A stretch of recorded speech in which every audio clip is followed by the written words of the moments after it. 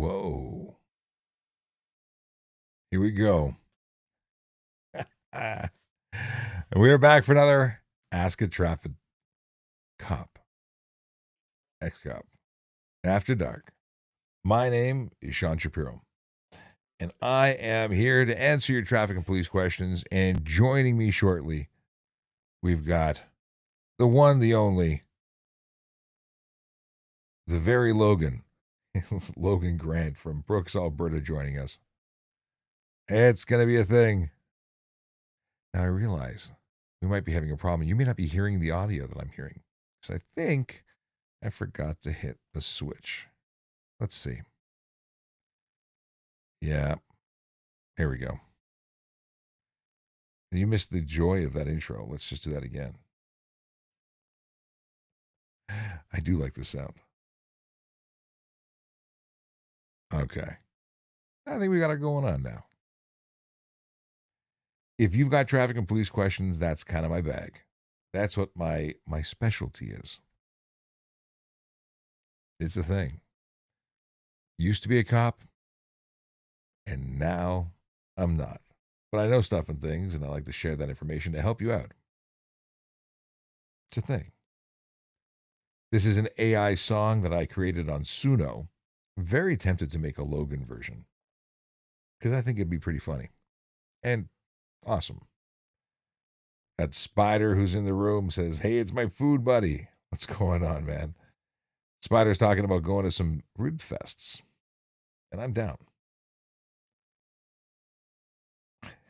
He says, "It's like Austin Powers. That's my bag, baby." I can't do Austin Powers voices. I don't think I can. If this is your first time, do me a favor. You should follow this channel. Seriously. I'm putting up content all the time. I am live streaming all the time. The goal is to help you out. Not only do I want to make sure that you know stuff and things before you do stuff and things, end up getting charged for stuff and things, I want to help you out. Canadian Zombie says, "Oh, hello." How you doing? Luigi's got some questions. Same question twice. We got you. Let me just make sure we got our chat room going. Got Brandon here. Says, "Good evening, Sean, Logan, and all. It was a homemade sweet Italian sausages on the menu tonight. I hope you all had a fantastic day." The day is not done, but it is a fantastic one. Absolutely. I think I messed something up. Do you guys hear music? Did I make a boo-boo? Did I think I changed the setting and then didn't? Let's confirm. Because I'm really digging the audio. Sound. Yeah, I screwed up.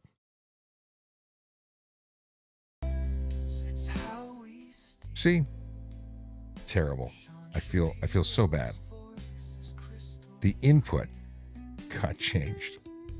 Well, that's no good. Well, at least we did it before our guest showed up. Oh, well. One of these days, I'll get all the problems worked out. There won't be any problems. That's how worked out it'll be. Here's the song from the beginning. Makes way more sense now. Sitting here bouncing along to the song that nobody could hear. Pretty sure you couldn't hear it. Okay, going on here. There we go. What's everybody doing tonight? I am going to use my voiceover cop drinking glass that I fingerprinted already. Now, I got a message earlier, and it may have been from someone named Logan who said, "Hey, if I have an alcoholic beverage on camera, is that a problem?" And I said, "It's not a problem for me, but I will not be having an alcoholic beverage, mostly because that's a lot of sugar. But I will have a no alcohol ginger ale that's diet out of my funky glass that I laser engraved. It tastes the same as from the can. I don't know why I poured it in there. Okay, let's get into some questions while we wait for our friend to arrive. You got Riley. What is Riley saying? Well, Riley came in a little later than the folks that were on TikTok. So let's start with TikTok. Okay. We got Luigi who wants to know if you need insurance to drive home. What is this? Do you need insurance to drive home from your G1? Okay. And he asked it 3 times, so it must be urgent. So here's the deal. The vehicle you drive must be insured, and the person who's sitting in the passenger seat watching you must be licensed and have 4 years of driving experience and a full G. Otherwise, you're not allowed to drive because, in case you didn't already know this, a G1 is not a license. It's a learner's permit. It says license. They give you the card, but it's not a license. It doesn't do anything for you unless you're accompanied by a qualifying supervisor. And that qualifying supervisor, well, they have to be in a vehicle that's insured. They have to be legally capable of operating that vehicle. They have to be under the legal limit of alcohol. They have to be conscious and paying attention to you. Now, do you need insurance as the driver? No. The car has to be insured. It's actually a great question. So I shouldn't diss the question. But you should know this because it's a G1 thing. I'm surprised they don't ask you that when you're like test you on that. Let's see here. J92 wants to know what I think about Sri Lankan Tamil tow truck drivers in Toronto. They're tow truck drivers. I don't care where they're from. What's that got to do with them? I don't know what you mean. I've never had an issue with tow truck drivers in general. I've always treated them with respect, and they've done the same to me. Nick wants to know where the Yeti is because Nick was paying attention last time we were on. I'm assuming you're talking about the Yeti that was suggested by Logan last time he was online. Apparently, there's a Yeti koozie thing that goes around the can and keeps it cold all day, and I have not gone to buy one yet. That's not to say I won't get one. I just haven't gotten one yet. Paul R. has a question when possible. Go ahead, man. Ask your question. Alan says, hi, Sean. Love your content. Thank you very much, Alan. Appreciate it. And I don't know why I love this song so much. I mean, it's AI generated. It's hard to believe it's not a human being. Suno does a really amazing job, and you can play with Suno for free. In fact, I think I've got a link to share Suno or have you invite you to my group or something on Suno. And if you want to go there, by all means, go there because you can be making all sorts of songs. My buddy Dale made a song about pizza farts because his kids laughed their behinds off after hearing that song. You can really have some interesting fun making music, if you can call it that. We've got Nihas.exe who says, good evening. Nice seeing this live after a long shift. I'm glad that I could be here. This is a new thing. This is doing the evening shift, the after dark. It's a great concept, I think. I had a lot of fun doing it the few times that we tried it. So we're going to keep it going. Tuesdays and Thursdays, I think, are going to be after dark. And I think Logan is going to come hang out with us whenever we do that. Now, creator Steve popped in to say, have a great show. Thanks, Steve. Appreciate it. Within White Line Interceptor, Ryan isn't here.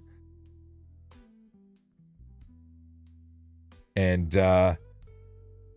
M3, I see you there. Respect from the Hamilton Police, brother. Thanks, man. Well, I got to follow you back. I don't know if I can do that from here.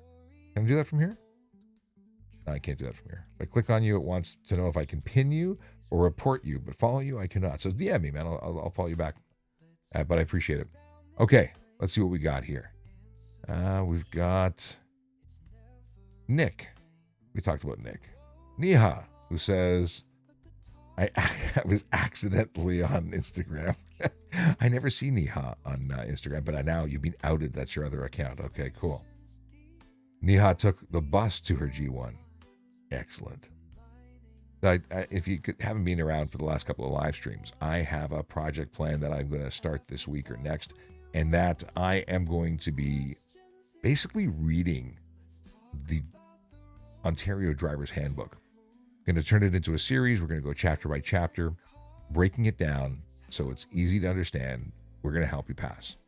That's what we're going to do. Anyone that's going to get their license, they should be following this channel. Anyone who has their license, should be following this channel. In fact, just follow this channel. It doesn't matter whether you walk, ride, or drive. We're going to help you out. In fact, today I put up a video and I'm shocked it didn't go viral. I'm actually disappointed because it's about a distraction theft scam that's going on. My buddy's mother-in-law was robbed. She was approached by two people, a male and a female team. They said that medically there was something wrong. Woman didn't feel well. Need to go to a doctor, a hospital, something. We need directions. They got directions. And then they said, thank you so much. We really appreciate you. And then they wanted to give my friend's mother-in-law a gift, a gold necklace. Yes, alarm bells would have been ringing for me, but they weren't. And, that's a thing. So what happened? What happened was they put the necklace around her neck, and while they were doing that, they stole the two necklaces she was actually wearing that are hers, that were real gold instead of the fake one that they had. And it was pretty sad. Gold's pretty expensive right now. I assume that was a $3,000 theft. Yeah. Real sad. She's been wearing those for 30 years. Okay. I just told my brother I'd call him later because he messaged and said, hey. And I ignored him because you guys are important. Let's see what else is going on here.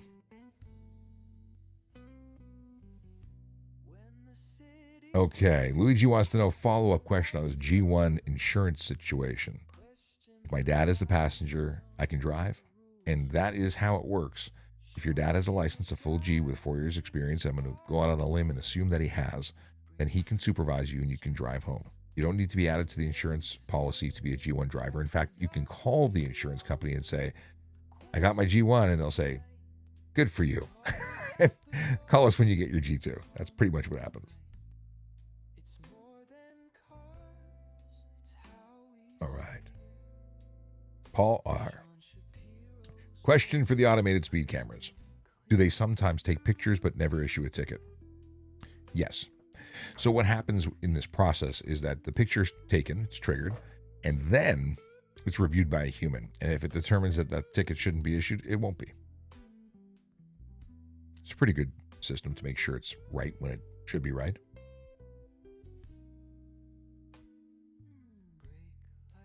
Okay. What was the question? We got here. Hamilton on Thursday, and this lady in a Ford Fiesta was going double my speed. If I called 911 and reported it, do you think it would have done anything, or should I just leave it? M3 says, I can answer that one. We are honestly too busy to respond to that. He goes on to say, I wish we could, but too busy with high priority calls for service. I'm so glad that you said that, because so many people don't understand how policing works. And here's the deal. There's an assumption, like I talk about speed cameras, and I think they should be on every street, and they should be there to make people slow down, and people get offended. They say, if you're going to give us a ticket, it better be a real cop, not a computer doing it. And I get the desire to have a police officer do the response for everything. I do. We don't have enough police. We can't find enough police because the media has done such a hit job on policing as a career that nobody wants to be a cop. We can't fill classes. There aren't enough applicants that qualify because you actually have to pass background checks and so on. So we don't have enough. People are leaving and retiring faster than we can hire them. How are we supposed to take care of the calls for service, the high priority stuff, the stuff you really need people for, and also handle all the other stuff? Like speeding, which can be taken care of by cameras, at least the minor stuff. The high-speed stuff, really you need cops taking care of it because you need to pull people's licenses. You need to hold drivers accountable. It's not enough to give them a little fine that's financial only. It's a problem. M3 says, Sean, you're bang on. And yeah, there are too many shootings, too many violent crimes, there's too many of everything. We need people to wake up and realize that they are crapping all over their own country and they are destroying. They're just making it hard for people. I don't know when taking advantage of people and hurting others had become so popular, when criminality became cool. But it ain't. All right. Matthew says, yes, but your dad should let his insurance know that you're now driving. Matthew, I don't disagree, but I remember when my wife got her G1 and they said, good to know. Thanks for telling us. We don't care. Good luck on your G1, Luigi. follow along, and maybe you do it after we do this info session where I read the book to you. It will help you score higher. Although I will tell you that a G1 test is not that difficult, nor should it be difficult for you. It's pretty straightforward. 20 signs and 20 rules of the road. Although it may not be the ones you were studying.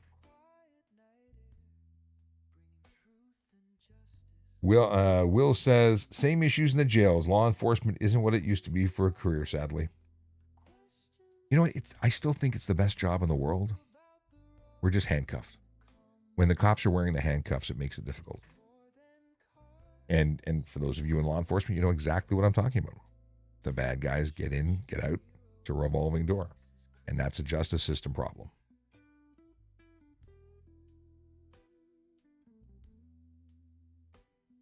Okay. Are you allowed to speed if your life is in danger, like being chased by an armed individual? I'm curious. I will tell you that you're never allowed to speed, but if you're being chased by someone shooting at you, you break the damn law. There's no question in my mind. Someone's shooting at me, I'm not going to be doing the speed limit, but I will be calling 911 and explaining what's happening and telling them exactly what I'm doing, because at that point you're justified. You're getting some advice by someone who's sending help, and if you're full of crap, you're going to get prosecuted. But if you're real, it's legit happening. You've got an armed, it's something out of the movies where guns that are out of every window and you got bullet holes in your car. You're going to be able to explain why you were going fast. Yeah. If you're watching and you don't know who I am, my name is Sean Shapiro. Do me a favor. Follow the channel. Share the channel. If you're on TikTok, tap that screen so your fingers go numb. I need to bring people into the room, and I need to hear party questions. Not party questions. Party questions? Why did I say party? Is this like a party vibe? No, it's not. It's a chill vibe. In any case, I need to get some people who have questions about stuff and things in here. And if you've got questions, that's fantastic. If you don't have questions, if you're waiting for someone else to ask them, bringing somebody else who has a unique question makes the party better. It is a party. Who am I kidding? This is awesome.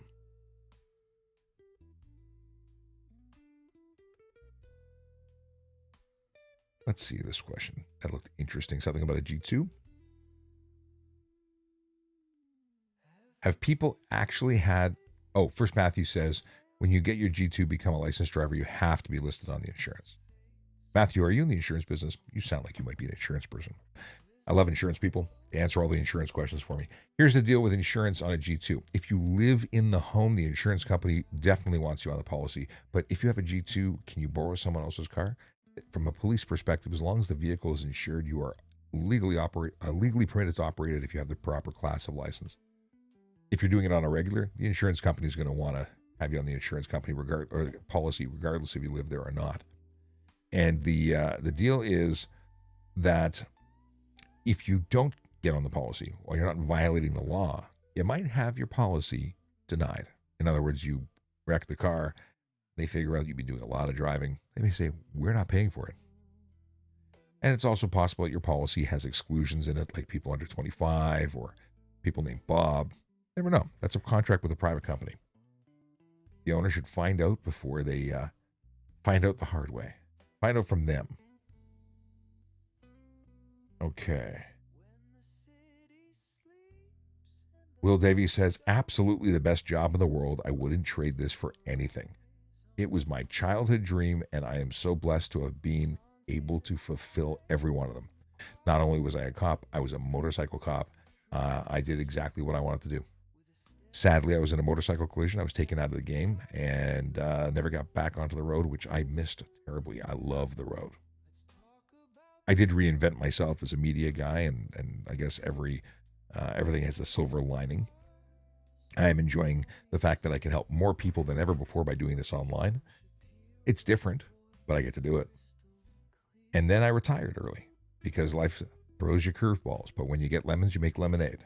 So I left early, and I'm making the best out of everything. Still get to hang out with you guys, but I get to help my family in a time of need. Michael Babineau says, if I pick up my phone to open Spotify, what is this? If I pick up my phone to open Spotify so I can listen to Ask a Traffic Cop, can I get a ticket? Michael, you can. If you touch your phone, other than when it's mounted and for the simple purpose of hang up or answer. you are violating the law. The only exemptions are for that reason, or to call 911 during an emergency. So if you do something beyond that, you can absolutely get a ticket. Now, if you were parked legally, then you could set it and forget it. So yeah, touch your phone for the purpose of legal use prior to getting on the road, and you'll be solid. I think you did mention this. Brandon mentioned that he was getting a new car. So he said he traded his 2014 Corvette Stingray for a 2025 Z06. Now, I got to tell you that I love the older body style. The new Stingray is gorgeous. I love it too. I just don't fit into it. Kerry Schmidt and I got into one, the one that the OPP had, and we took a lap on the track at Honda Indy a couple years ago, and our heads were both sticking out the sunroof. It was comical. Not the right vehicle for us, but I do love it. And my uncle used to work for GM, and I grew up being a Chevy guy. Now my cousin worked for Ford, and ultimately Ford, went out because I think the Fords are bigger. And I mean that by big trucks. I drive a big Ford because I find it incredibly comfortable and luxurious. Okay, we got Manraj who says, can police enforce stop signs? What is this? Can police enforce stop signs on following things? Unshamed road. I think you mean unassumed roads, or private road, or private plaza. So the answer, when you say unassumed roads, that's one that does not belong to the city, and thus it is private property or yet to be released from the builder to the city. It's unassumed. I don't think we can enforce anything on unassumed roads. HTA doesn't apply because it's not yet classified as a highway in the province of Ontario. Private roads are private, similar to that of unassumed, but the unassumed will one day become assumed once a development is completed, whereas a private road is owned by a person or a company. And then you have private plaza, which is a parking lot. And in those three situations, I don't believe that stop signs are enforceable. If someone knows otherwise, please let me know. Why? The only place I'm even questionable is in the unassumed. In private roads, you cannot. In private plazas, you cannot enforce those. Now, they can lay charges for careless, at least if it leads to serious injury. They can lay charges for stunt driving. And, of course, criminality and impairment, that can be, laid at any time. So if the behavior is part of something bigger, could result in stuff. Akela says, greetings and salutations, followed by a out shopping, no jokes. Now, the reason he says no jokes is because Akela tends to provide or is responsible for providing some of the best quality dad jokes we've ever seen, as well as some of the worst. Let's see here. He did send one dad joke. I guess he had one in his back pocket. We'll flag that for later. Manraj says, I'm 23 and I have a 4-year experience with 4 dots on my license. Weird that people of my age don't have that. Well, that's because many people your age just got their license last week. Getting your license is part of, a rite of passage at 16. Gone. I was at the MTO the morning I turned 16 to get my then 365. And I never looked back. But I could not imagine life without a license. It is freedom. And when I was 16, I got a motorcycle license too. Freedom. Sean, what are your thoughts on the change in the careless driving legislation of the HTA that now extends it to private property? I think it's excellent. What are your thoughts? I agree. I thought it was for only the serious careless driving, but is it for all careless driving? Because if so, that's awesome. Now, the deal is that I think we need a greater expansion of HTA power. There's a bunch of stuff it does really well, and there's a bunch of stuff it doesn't do well enough. And what I'm looking for in particular is a way to deal with the motorcycles that have no license plates or that have them tucked. I think we should have the authority, when the pike is not in motion, to go and collect the information and charge the owner for that offense. Because what we have is a bunch of dum-dums on motorcycles with the plates either removed or hidden, doing all sorts of crazy stuff. So I think we should be able to get them when they're parked, before they do something stupid. We should just be able to impound and or crush the vehicle.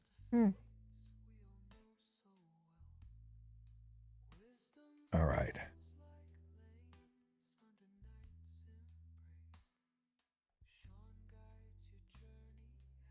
All right, let's see what's going on here.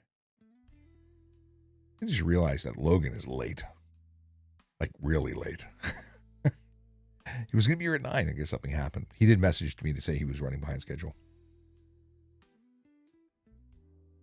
Spider says, I'll take you for a ride in my Corvette. Which Corvette do you have? What year? I'm a big fan of the Corvettes, and the bigger ones, the older ones, the fat guy cars, really great. Like the old Corvettes were big guy sports cars. Okay, all careless. That's cool. I have to read up on that change. I knew it happened. I just assumed it was the bigger stuff. All right, let's see. We got Neha giving Nick some advice. Apparently, it's pretty simple, but not everybody has the same access to language and resources. I will tell you, Neha, that language and resources aside, people go 2 and 3 times to get their G1, and they may be native speakers, native English speakers, and they still fail. And they fail because they're either nervous or they didn't prepare. And if you don't do anything to prepare, you are unprepared and you will fail.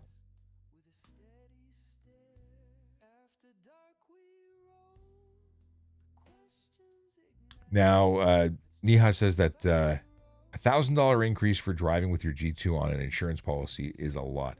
It's going to be different for every location and every person. And maybe Matthew's absolutely correct. I'm assuming they're in the industry, but I don't remember it being that much more when we added my wife. It was a little bit, but age, all those things are a thing. Nick says, so ours in Sudbury get damaged. How can you know it's calibrated? If we're talking about the cameras, the automated enforcement cameras, if they're damaged, well, they would be fixed. And when they're fixed, they've got to be tested that they're working.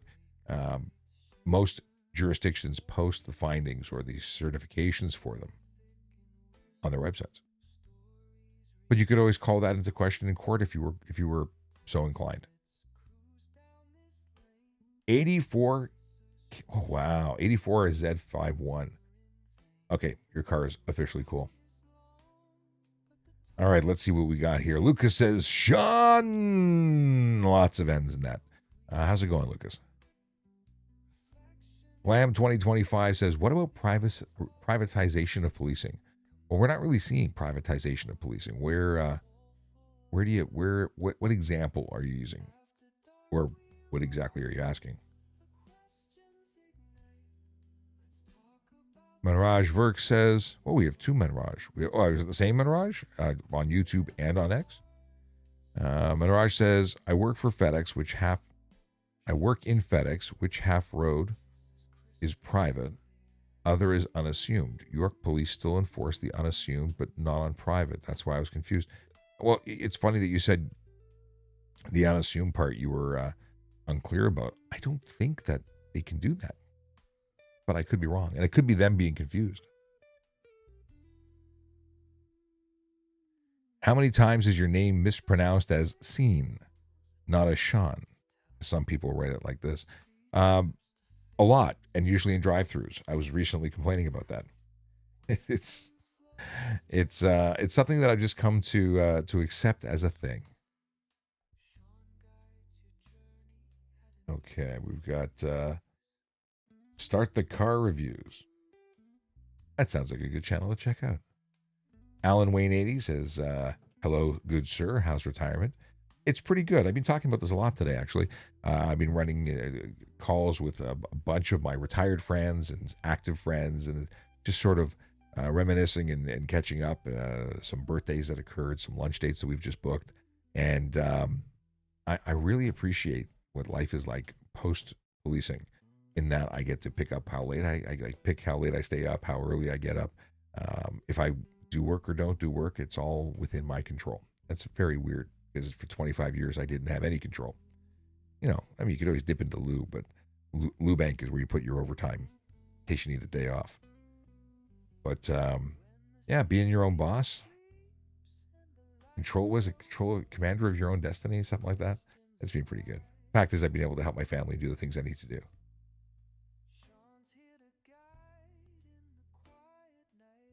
Okay. Bunch of stuff that I skipped over. Hang on a second. Here we go. Steve, what's going on, brother? And he sent a rose. Thank you very much for the gift. Not necessary, but I do appreciate it. What many people don't realize is that this isn't something I'm getting paid for. Now, I have started a not-for-profit, but the not-for-profit is a boot up. We do have some supporters, and they're helping to pay for software and things with the support of their dollars, because they believe in what I'm doing. And but I'm not making money. I'm not getting paid for doing this. It's something that I believe in. All right, let's scroll back here. We got Sean, I was really trying to ignore reality for a night. I can't help you. I'm sorry.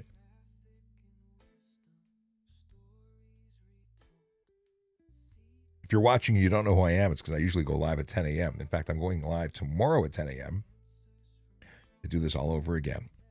Somehow I've managed to go from 3 days a week, which was really easy peasy, to 5 days a week. But I am doing evenings 2 days a week. And this is one of them. It's after dark.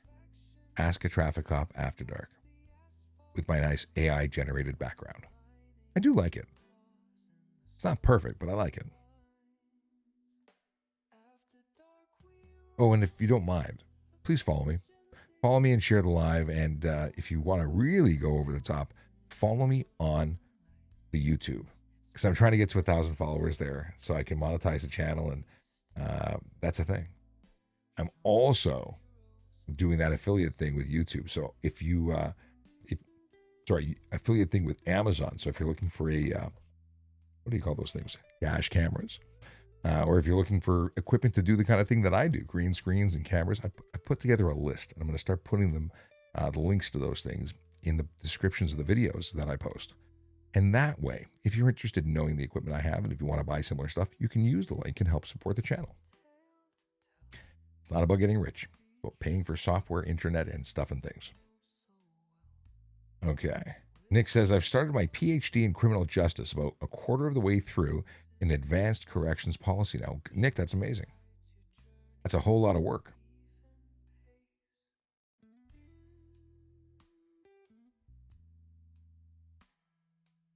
Okay. Yox wants to know what the HTA Section 7 Sub 5A. I don't usually see it written the way you're writing it, but let's have a look at it. I was deep into the criminal code earlier today.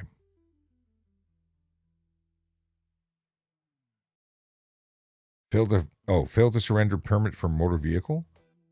That's 5A. I haven't written that in 100 years. $110. What'd you want to know about it? That's your green ownership document. License, ownership, and insurance. You don't provide the ownership. It's your $110 fun time. Know that you can also carry a photocopy. Now, back in the old days, which was not old, just before they got away from renewals, you could have a photocopy, but it had to be a true copy, front and back. It still technically is that way. I don't think they changed it. The reason it was front and back is because you would have a validation sticker if you renewed it. Whereas in the front of the document, you would have the printed expiry date. But now we don't get stickers, so there's nothing to validate.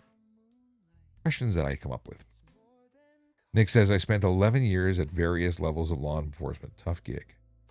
Nick, I did my Humber College Police Foundations or Advanced Police, whatever it was, with the intention of taking my BA through Guelph Humber, and then I was going to take the full ride and do that. I may still go back and do it just as an interesting thing to do, because I could use all my police experience to get the credits. Who knows? Maybe one day. DJ Coleman says, or asks, I should say, is it legal to split lanes on a bike? Bicycle or motorcycle?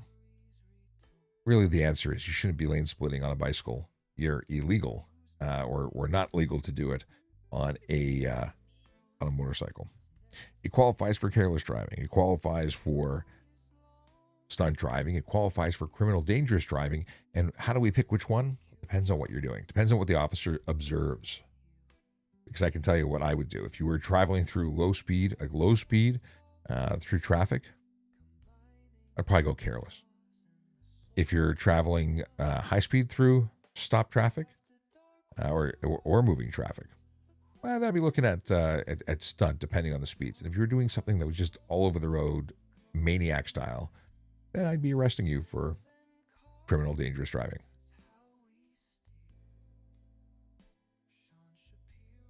Are you drinking whiskey?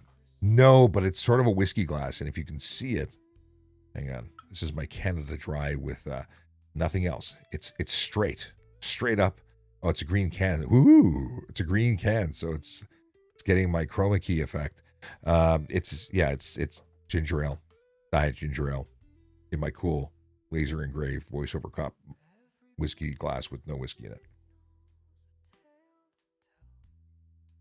Okay.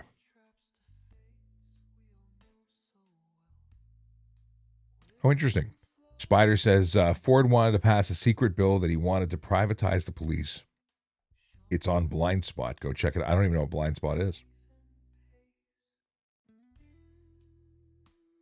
Will Davies says, Logan is always late. He's been known for that for years. No kidding. I'll tell him that. Let's see here. Alan Wayne says, I'm always looking for coach drivers for funerals. Oh, no kidding. To do for the business. I have so many cops who go into the funeral business. Thanks very much. Appreciate the. He was just happy for me on my retirement. Okay, back over to TikTok. Do you not find the MTO has a huge problem with East Indians paying for the CVOR? I can't say that I do or I don't because I have no direct experience. I've never investigated that. I will say that I'm aware of the fact that there is fraud and people who can be bought, whether it's East Indians or anybody else paying for it. I know that it's happening. I can't specify or vilify any particular group, even though they seem to get a very bad rap publicly. But I know people can be taken and bribed because they're people, and money tends to motivate people, sadly. Neil64 says, I'm a truck driver and I see people slowing down on highways because they're on their phone. Can you, looking for the rest of your statement, Neil, or question? I don't see the other half. If we come to it, we'll finish it. But I will tell you that I see every other car on their phone. Cactus Man says, love the page, Sean. Keep it up. Thanks very much. Appreciate it.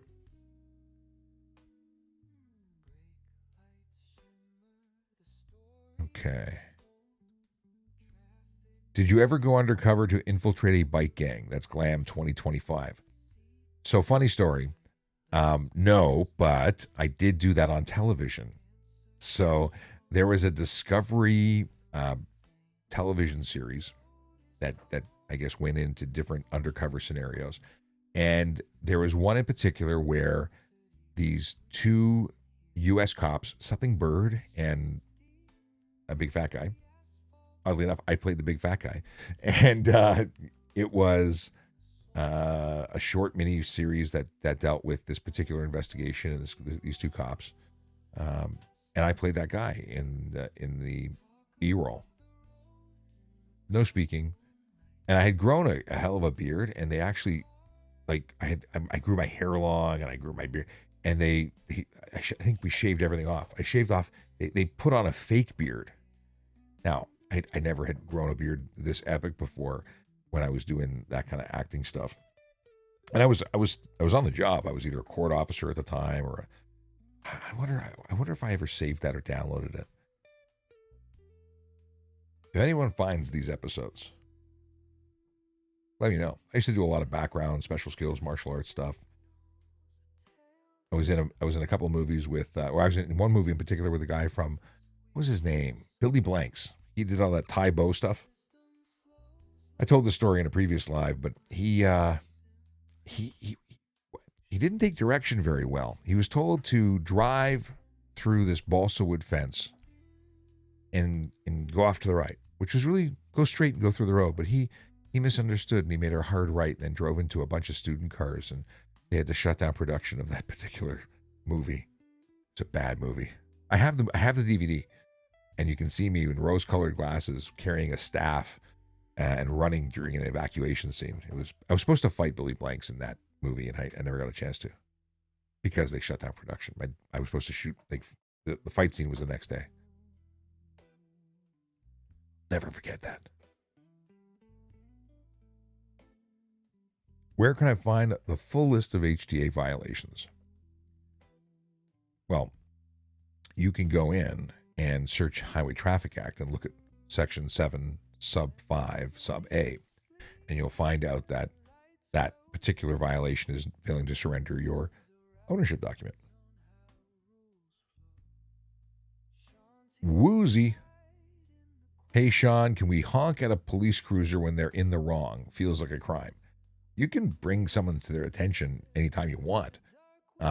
You might get some negative attention if you're actually in the wrong, or if they don't appreciate being told off, because they're human, and if you do something human to them, they might do something human back. But it's not against the law, no. Shirtless John loves everyone, says, hello, beautiful people, with a heart emoji. How's it going, Shirtless John?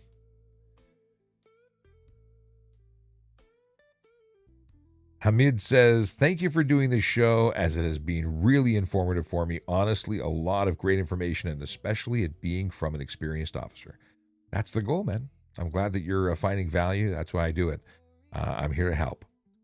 So if you got stuff and things you want to know, this is the place. Monday, Wednesday, and Friday mornings at 10 a.m. That's what it's been for a number of years now.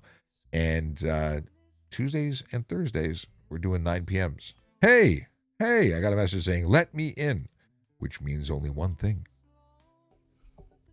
What's going on? What's going on, brother? Let me bring you some volume. Yeah. Let me know if mine is a little wonky. How do we do? I think I set this up here. You're going to put me in a little bubble or something, eh? I was going to put you in a little bubble. There we go. Yeah. Can I make it bigger? There we go. People don't want to see this any bigger. Trust me. Now we got to get you a full lighting set and bring you into the high-tech world of 50 lights behind me here, and none of them are doing anything for my pale complexion. You need a key light. Yeah. You need a key light. This is Logan Grant from Brooks, Alberta. If you caught Tuesday, you made it into the end of the show. Somebody said I'm always late. I'm always late. They may or may not be right. As you were making your rounds? Well, I was sitting in the guest room for a while, so I just assumed that you were too busy. So, Well, I'm glad you finally hit the message, because I didn't know you were here. It didn't make the little woo-woo in the ear to say you were here. Well, thank you for having me on your show. How long were you in the restroom? Probably about 10 minutes. Oh, I feel bad now. That's okay. I enjoyed people crapping on me. It was good. Well, there you go. Well, thank you for having me on your show again. Cheers. It's good to appreciate have it. You. Well, did you see my? You can't really make it out. This is my voiceover copy. Voiceover copy. Very nice. I've had most of my diet zero sugar Canada Dry ginger ale. I prepared myself because I knew you wanted to have a drink of some kind on air, and I didn't want you to drink alone, even though I'm having a non-alcoholic beverage. So, what's the good questions? Any good questions coming in? We've got stuff and things. So, unassumed roads was a question that I didn't have a great answer for. The question was, unassumed roads, private roads, and parking lots. Can police enforce stop signs on all three? And my answer was, I don't think we can do unassumed roads because they're not highways as of yet. Whereas I definitely know we can't do it on private property or on parking malls or private roads. So here in Alberta, on a private road, no, unless it's something egregious. But in a parking lot, for example, so like a Walmart, Canadian Tire, it's considered a public highway here in Alberta. So if you're on your phone driving through the parking lot, you can be charged for distracted driving. In order for a road to be considered private, it actually has to have a gated entry that closes and opens at a certain time every day. So that is shocking, and I don't know how I feel about that. So we do. I mean, you do the stunting too in parking lots, but we can do the Absolutely. stunting in parking lots, cell phones. The stop signs have to be a regulated stop sign in order for us to enforce it. Like it can't just be something someone makes and puts up. It Can't has make to a be mini one on a regulated. 3D printer, like an itty bitty. Right. So now everybody can see my wonky eye, though. I don't know if you notice it. I got a wonky eye. Anybody who's on I me got a here that refill. knows me. Oh, It there you go. You still can't really see it. No, you can see it. No, you really can't see it. Yeah. Yeah, darker drink and you see it. My wife refilled my diet ginger ale. She takes care of me. Like any good woman should. She's the bestest. Yeah. I'm allowed on here tonight because I have a good Who's wife. loud? I'm You're allowed. Allowed. Yeah. Yes. Thank you to the spouses who make us, available. Right. Keep us sane. Because, listen, I'll tell you, law enforcement, significant others, male or female, is irrelevant. The fact that they lend their loved ones to serve the public is a big deal. Yeah. For It's a better or for sacrifice. worse. My wife is also one of them, though. So it's kind of nice. She's a paramedic. So. Well, there you go. Yeah. How does shift work as a family man work? Nightmare. Both people are on shifts. Our in-laws are good babysitters. Very good to know. I see gifts are coming in. Who? Wait. Oh, somebody's giving a whole bunch of gifts. Who? Oh, no. Gee, I don't even know how this works. Hang on a second. Thank you very much for those. How come I can't see who gave it? Oh, Ale lit up finger heart and I don't know what that is. A gift to heart, a gift gallery. Somebody did that. What happened here? I'm so confused. I don't understand. Ale. It was ale. Okay, ale. 400 diamonds. Wow, you may have broken a record. I don't think anyone's ever given 400 diamonds before. Thank you very much. I don't know what that translates to, but whatever it is. Yeah, I was going to say, what are if they're real diamonds? Wow. Well, no, but I came upstairs once and I said to my wife, I said, I looked into the balance. I think I made $25 doing a live, and then I found out that no, I made 50 cents. But in gifts, but it was, but $25 is what I had accumulated, I guess, over 5 years of stuff. And listen, whatever I get from this, I will put into the not-for-profit agency. It's not a thing that I'm trying to do. Other than we're trying to fund and keep it going, pay for the internet, pay for computers, and the things we need to make this possible. Because oddly enough, this stuff is expensive. I have spent thousands of dollars on equipment. So everything that I had before, when I first started doing this for the Toronto Police, was my own.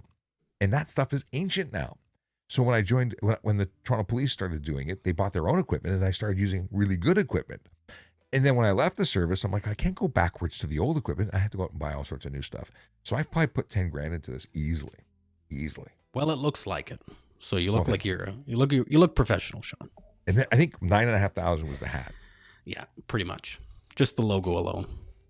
Well, I gotta say, AI started it out, and then I redrew it, and I did all this stuff, and I made this on my laser, this side, a laser upstairs, and then I have a heat press, and I've been having fun with making my own merch that I don't sell to anybody. Yeah. I don't know. A number of people have reached out and said that they would love to have merch, but I don't know. I don't know how is merch a thing? Like I sell decals. I have a Coin Boss store on Etsy, and people buy Canadian flags all day long from me. I make them in 3M, very they look reflective good stuff, like police car logos, like police car decals. Okay, let's see here. We got Honda Mig says, what are the rules on police cruisers having a headlight out? Can they still pull people over in that cruiser since we aren't allowed to have any lights out? I've been told that they aren't allowed since the cruiser is technically in violation.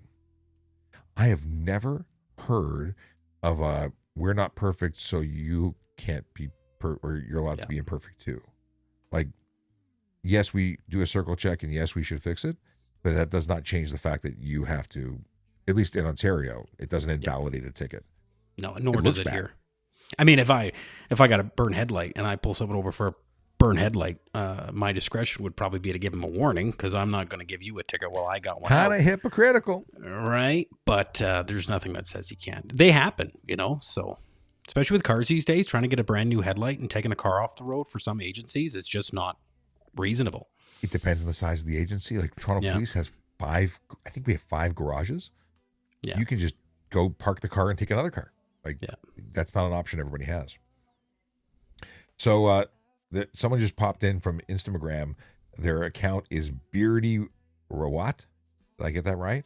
And I realized in that we have two bearded people on screen. We do. Just saying. Now, you With used a to have little- a bigger beard.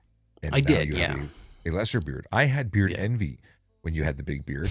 Well, see, it's reversed now. I have beard envy of you. That's okay. I'm okay with that. Oh my goodness, we got ice cream cones. Ale is giving gifts left, right, and center. Thank you very much. I appreciate. What's going on here? 1,400. My goodness. Okay, that's very very kind of. Actually, 859 from Ale. That's where'd all the other ones come from? I thank you very much. I do appreciate it. I don't want to make people believe that they have to give anything they don't. We're here just to help you out. And of course, now that Logan's here, we're here to have a good time and chat about stuff and things, because Logan and I have been friends now for quite some time. We actually enjoy speaking to one another. It's weird. Sadly, you're far away. Otherwise, we'd be hanging out. But it feels like we're so close, Sean.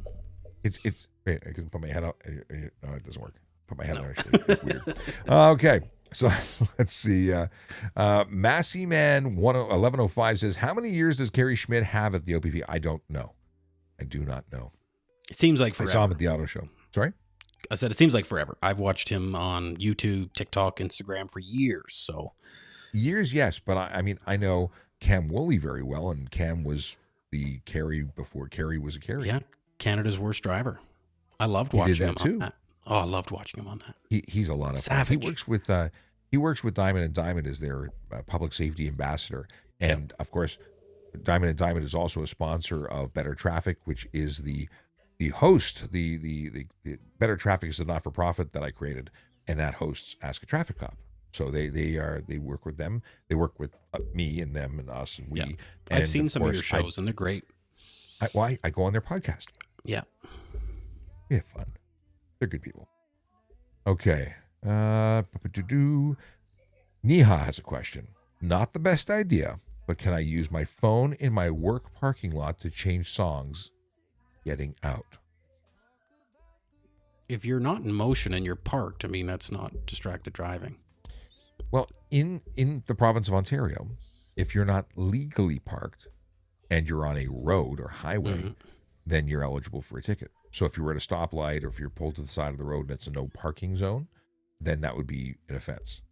If you're on private property in a parking lot and you're doing it in Ontario, it's not. But in Alberta, it would be if they're using their phone, right, while driving. Yeah, if they're in motion, or even if they're just at like a stoplight. But if they're, like you said, if they're legally parked, even in a parking lot, but you're not moving, you're stationary, you're in a parked position, then yeah, there's nothing that says you can't. But people do it in drive-through all the time, and that's totally legal. Even in drive-throughs. Illegal, yeah. You can't be on your phone in a drive-through. Yeah. How do you use the app? I guess you just don't move. Oh, it's such a, because everybody pays by the app now or gets their points, but that's still distracted driving. You're still in motion. Can I tell you? I think that's silly. Yeah. I actually believe that private property use of cell phones. I mean, if you cause a collision, it's a collision, but to lay that charge doesn't make sense. I hold in court? And I haven't issued one. So when it first came out, the driving laws in Alberta, especially when they got really stiff, there was an officer who issued one in Alberta to someone in a drive-through, and it garnished a lot of media attention. I bet it did. Now this is, and I don't think they've done it since. But there was one where a kid in Saskatchewan got one in the parking lot of a McDonald's, and it went all over the media. Yeah, and I did some pick and choose your battles.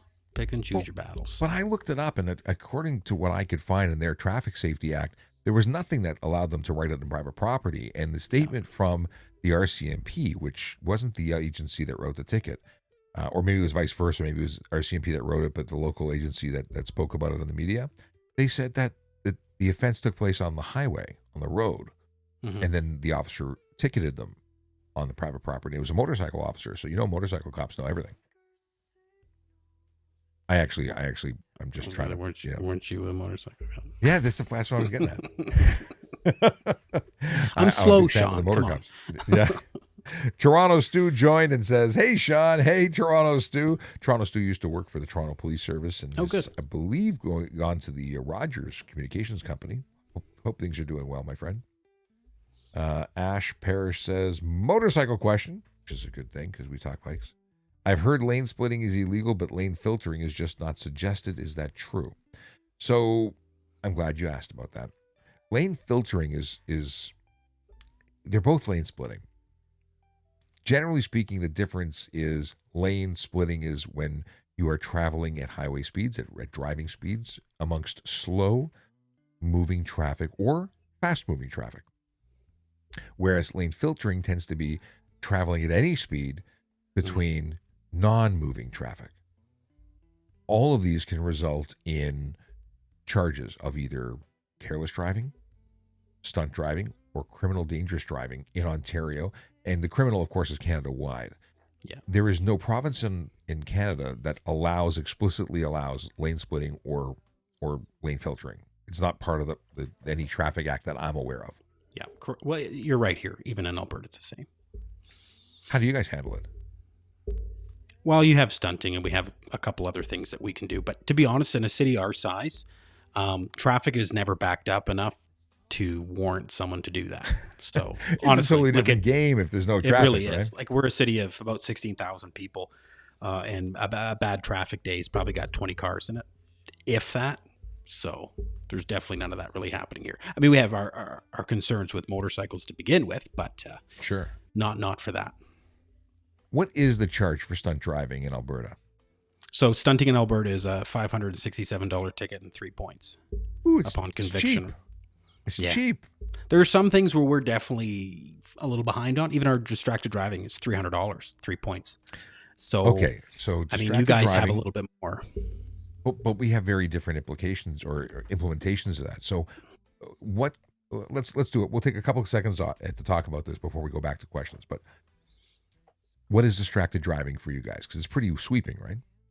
Yeah, so we have a couple different sections that talk about distracted driving. The most common one is drive while holding, viewing, or manipulating a device, a cell phone, right? But then we have distracted driving offenses for a dog being on your lap. That's considered distracted driving. An animal on your lap. That for us would be crowded, drive while crowded or careless. Right. And then we've got one for just drive while distracted. So if someone, which I've charged a couple times, is someone steering with their knees, eating a bowl of ice cream or a bowl of cereal, that is actually a distracted driving offense. I mean, depending on the severity of it, you obviously have the careless there to go as well. But at face value, if that's all they're doing, then you have that drive while distracted option. So we have a lot of different options to go through, but so yeah. That's very interesting. But it's a $500 and some odd charge. And how many points? 3 points? 567 is very 3 specific. Points, yeah. Any suspension? It's very specific. No suspension. So for Ontario, it's $615. But remember, it started as, I think, $125, then it went to 175 or 150. It went through a couple of little boosts, and then finally it jumped. And it went from no points to some points to now it's 3 demerit points on your first offense and a 3-day suspension. On a subsequent conviction, it's going to be, I think, 7-day suspension and 7 demerit points, I think. I got to look it up again. Yeah. But it's big dough primarily for your insurance increase, but it remains a $615 charge. With the victim fine surcharge. And in Alberta, sorry. I was going to say okay, go ahead. No, there's the delay. Sorry. So in Alberta, if you get a distracted driving charge on your record, and your insurance company pulls your abstract, your insurance rates will either skyrocket or they'll cancel your policy. Ooh. So yes, there's the provincial side of things with the fines and the points. But as soon as your insurance company finds out you have a distracted driving charge on your record, most people get their insurance pulled. So, Ale is just sending gifts left, right, and center. Thank you very much, Ale. I know you've got a question about car meets. I'm going to get to you in just 1 second. But first, I want to just finish this off. Oh, Kevin, thank you for the gifts as well. I want to just address the question about stunt driving. Oh, by the way, if you're watching and you don't know who the person who's not in his frame right now, that is Logan Grant, at least his shoulder. He is a sergeant, a peace officer sergeant in Brooks, Alberta. It's getting more and more awkward the more I talk to you when you're not in frame. But sorry, my 5-year-old is not wanting to go to bed, and he keeps. I understand entirely, and I'm like, I picked the worst time to introduce you, but yes. No, sorry, yes, I'm Sergeant Grant, peace officer, City of Brooks. And what is unique about your role is that you're an unarmed peace officer who does I have arms, enforcement. But you do have arms, 2 of them, in fact. I've seen them. Although the best one was the one we created in Photoshop last night. With the little I was fist. last night. Oh, it was so good. I may post that later. The deal is that you are a traffic guy through and through. That's what you do. You manage a team of people who go out and do that. Whereas I am a former police officer. I used to work for the Toronto Police, and I did a bunch of different things, but my last on the road experience was as a motor squad officer. So on a motorcycle, going out and changing the world one ticket at a time, and doing motorcade escorts and things like that. Yeah. Now, like Jeremy DeWitt. Why do I know that name? Oh no, not that guy. Oh, that's the guy in Florida. Yeah, the motor. Is that the guy in Florida? Yeah, that is the guy in Florida. Oh my God, that is. As soon as you said motorcade, I'm like, that's Jeremy DeWitt. I mean, come on. Jeremy DeWitt is a guy that created. I guess he wanted to. He's be a security company or something. He created a company for doing funeral escorts, and he drives around. He bought a bunch of BMWs and cars and put them up stickers and lights and makes them all look official. And then he does really dumb stuff and drives through, and he gets arrested everywhere he goes. And at this point, I gotta think that he's either he has a disability that causes him to not understand 100%. What the police are telling them, because no one's been arrested that many times and continues to do the same thing again and expect different results. I think he's got something going on. Go Google this guy. It's funny. It's kind of like what Fridays with Frank says. It's like on the mountain of right. Yes. He always assumes he's on the Valley mountain of of right, wrong. but he is way, way down. Way down. Even when Dr. Phil is telling you you're crazy, come on. Toronto Stu says, I can't stand Jeremy. He is an incredibly annoying individual, isn't he? And we all watch because he's that. We watch the videos. It's entertaining. That's why I say I wonder if it's just like showmanship at this point. He just wants more views, maybe. And Toronto Stu calls him a serial police impersonator. It is 100%. It is amazing the dialogue that he has. And I know people who have done businesses similar to his, but they do it legally. Whatever he's doing is wrong.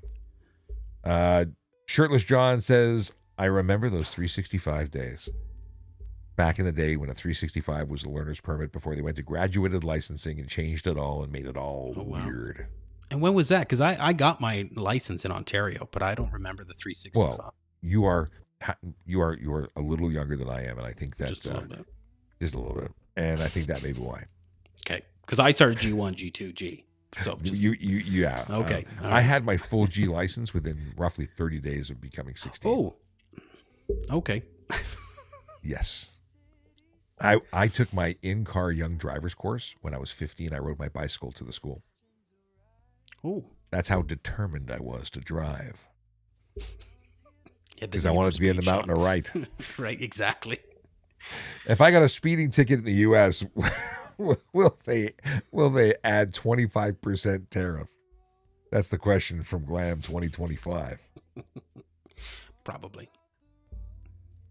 Matt Webb wants to know what I think about people who text and drive while riding a bike. Yeah, I think they should. Sadly, you have to be on a motor vehicle in Ontario. A motor vehicle in order to be charged for distracted driving charges, which include handheld communication device, handheld entertainment device, or screen visible while driving.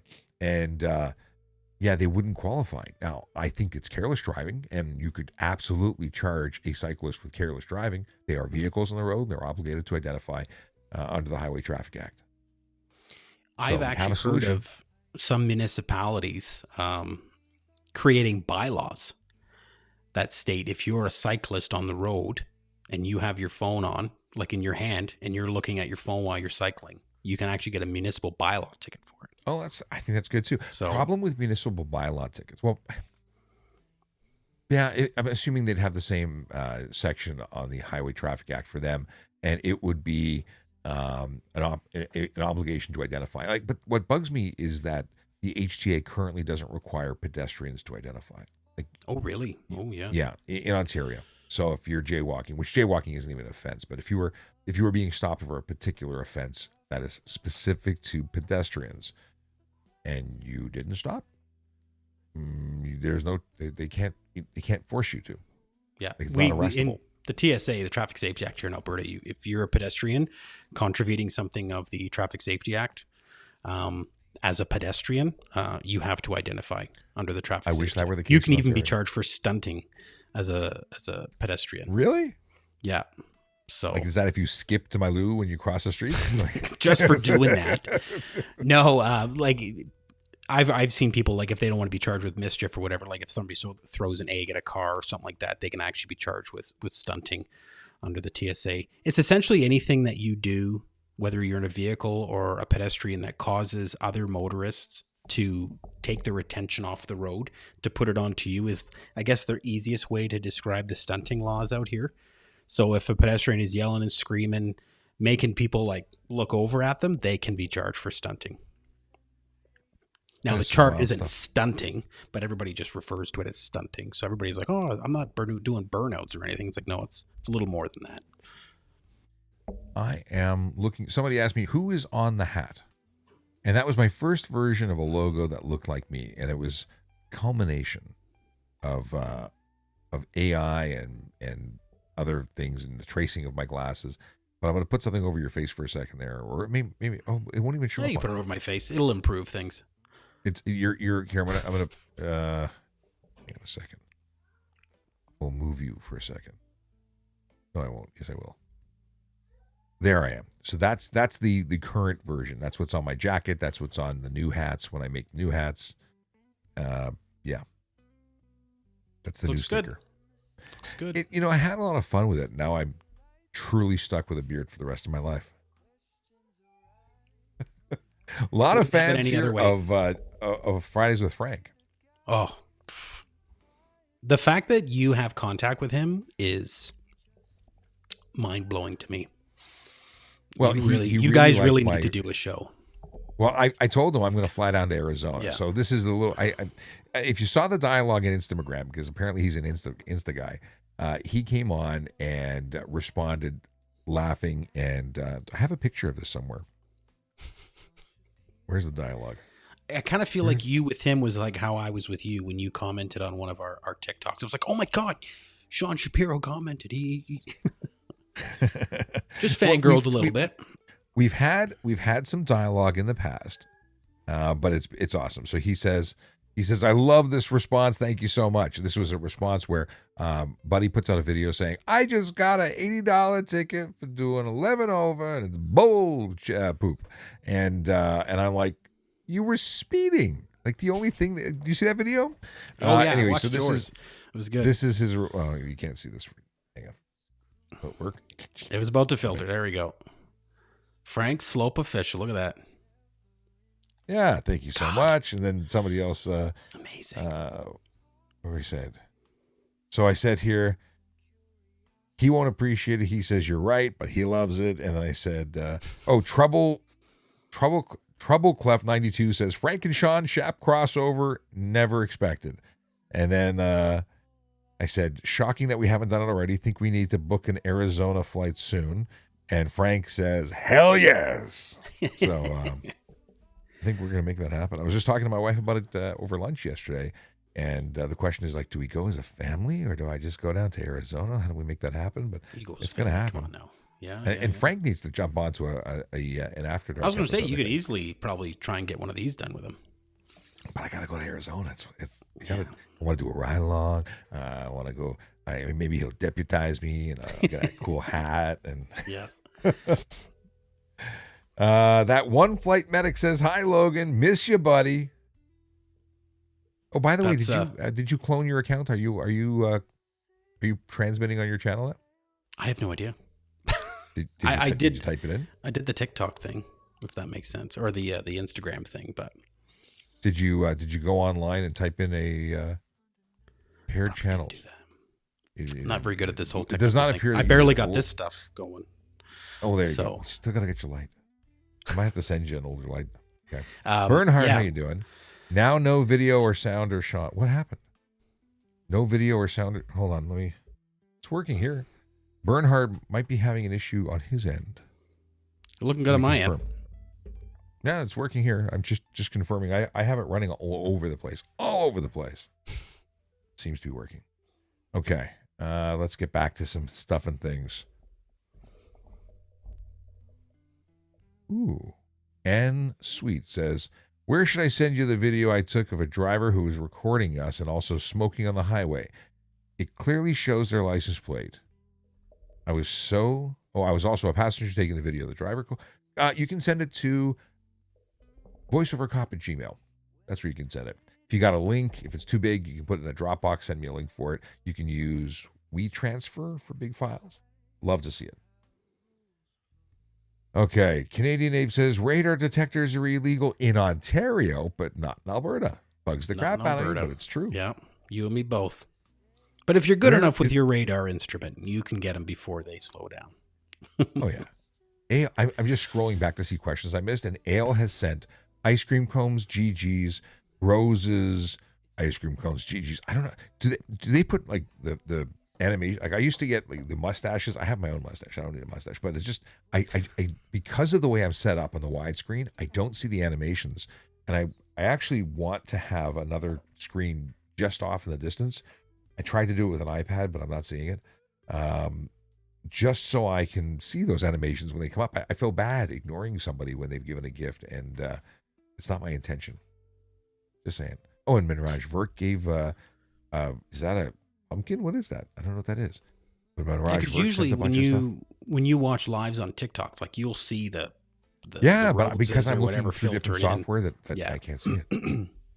Okay. The Canadian Ape wants to know if a cruiser initiates a traffic stop on a group of motorcycles, must all bikes pull over?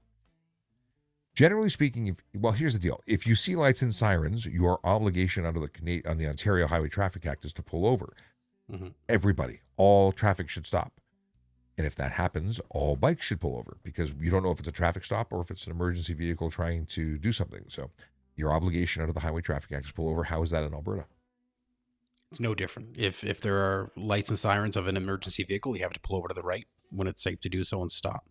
So you have to pull over. Now, trying to stop any vehicle, whether it's motorcycles, like I've had to try and stop two vehicles at the same time, and it can be challenging, right? But I couldn't imagine trying to stop an entire group of Generally motorcycles. speaking, we're pulling over one. And just generally the one, speaking, yeah. We're lucky if any of them pull over because they tend to run. And then we tend not Yes. to follow because they usually tend to be, it's my experience that people who run are squids that don't actually know how to ride, go really, really fast and panic, and then go hot into a corner and then lose it and then get all broken up into pieces. And then we get blamed. It's our fault because we tried to stop them because we were breaking the law.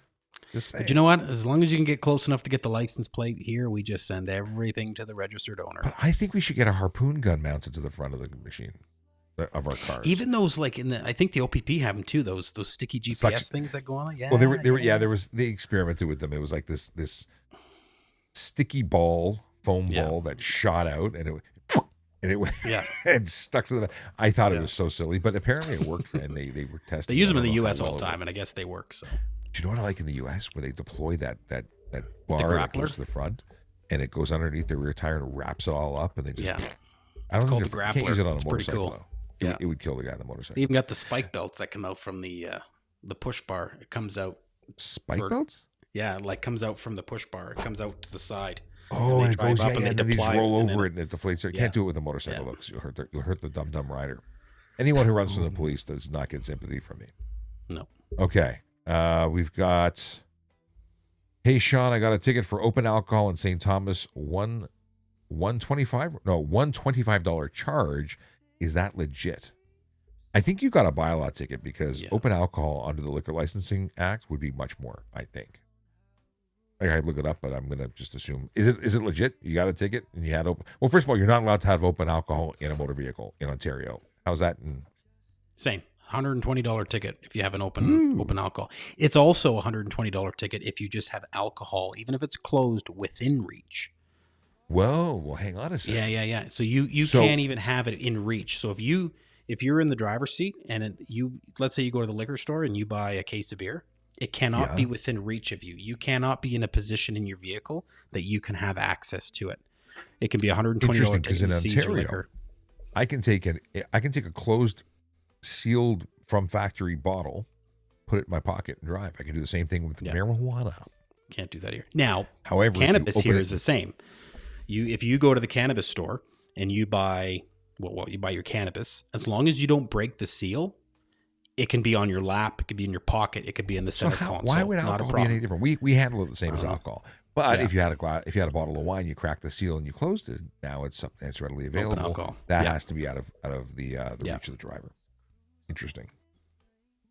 I got an itchy eyeball. Oh, I saw the craziest MRI about don't rub your eyes, because if you rub your eyes, they showed the inside of what happens when you rub your eyes. You don't want to rub your eyes, folks. That was the weirdest video I've ever seen. Eyeballs do weird things in your skull when you rub them. Don't rub your eyeballs. So now I'm like, Do you know how many people are rubbing their eyeball right now? I know. As you said it, everybody's like, I have an urge to rub my eye. It's not good. Oh my God. Ben Anderson says, thank you for the time and effort you spend educating drivers in our province. It's my pleasure, Ben. Thanks. I appreciate it. Honda Mig says, dropped off my car at Honda for a recall. The tech took my car for a joyride and drove recklessly. How long do I have to report it? So how do you know this? Did you have a dash cam of it? I caught dash camera footage when I had an F-150 a number of years ago. I went to get the bed liner sprayed in, and the Ford dealership did the same thing. They drove like jackasses on Yonge Street. And I had a conversation with the management, but I didn't report it to police at the time because I thought I covered it by the conversation I had with their bosses. Yeah. But I would absolutely talk to the management. You might get oil changes for life. Yeah. Let's see here. Okay,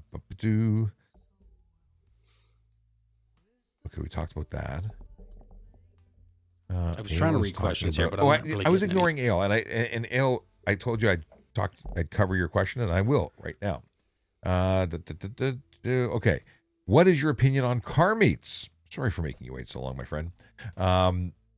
Yeah, car meets are cool if they're legal, and I mean that by if it's the lawful car community doing lawful stuff, chilling out at the Timmy's, talking cars, motorcycles, what have you, just doing the legal chill out. And that was my favorite thing to do. As a cop, before I was a cop, on duty, just go and talk to people. It's fantastic. Now we talk about takeover meets where people are doing crazy stuff on private property, on public property. That I have no time for and would happily arrest everyone involved. But, well, if I was a cop, which I'm not anymore and have no authority. So it's just, my personal opinion.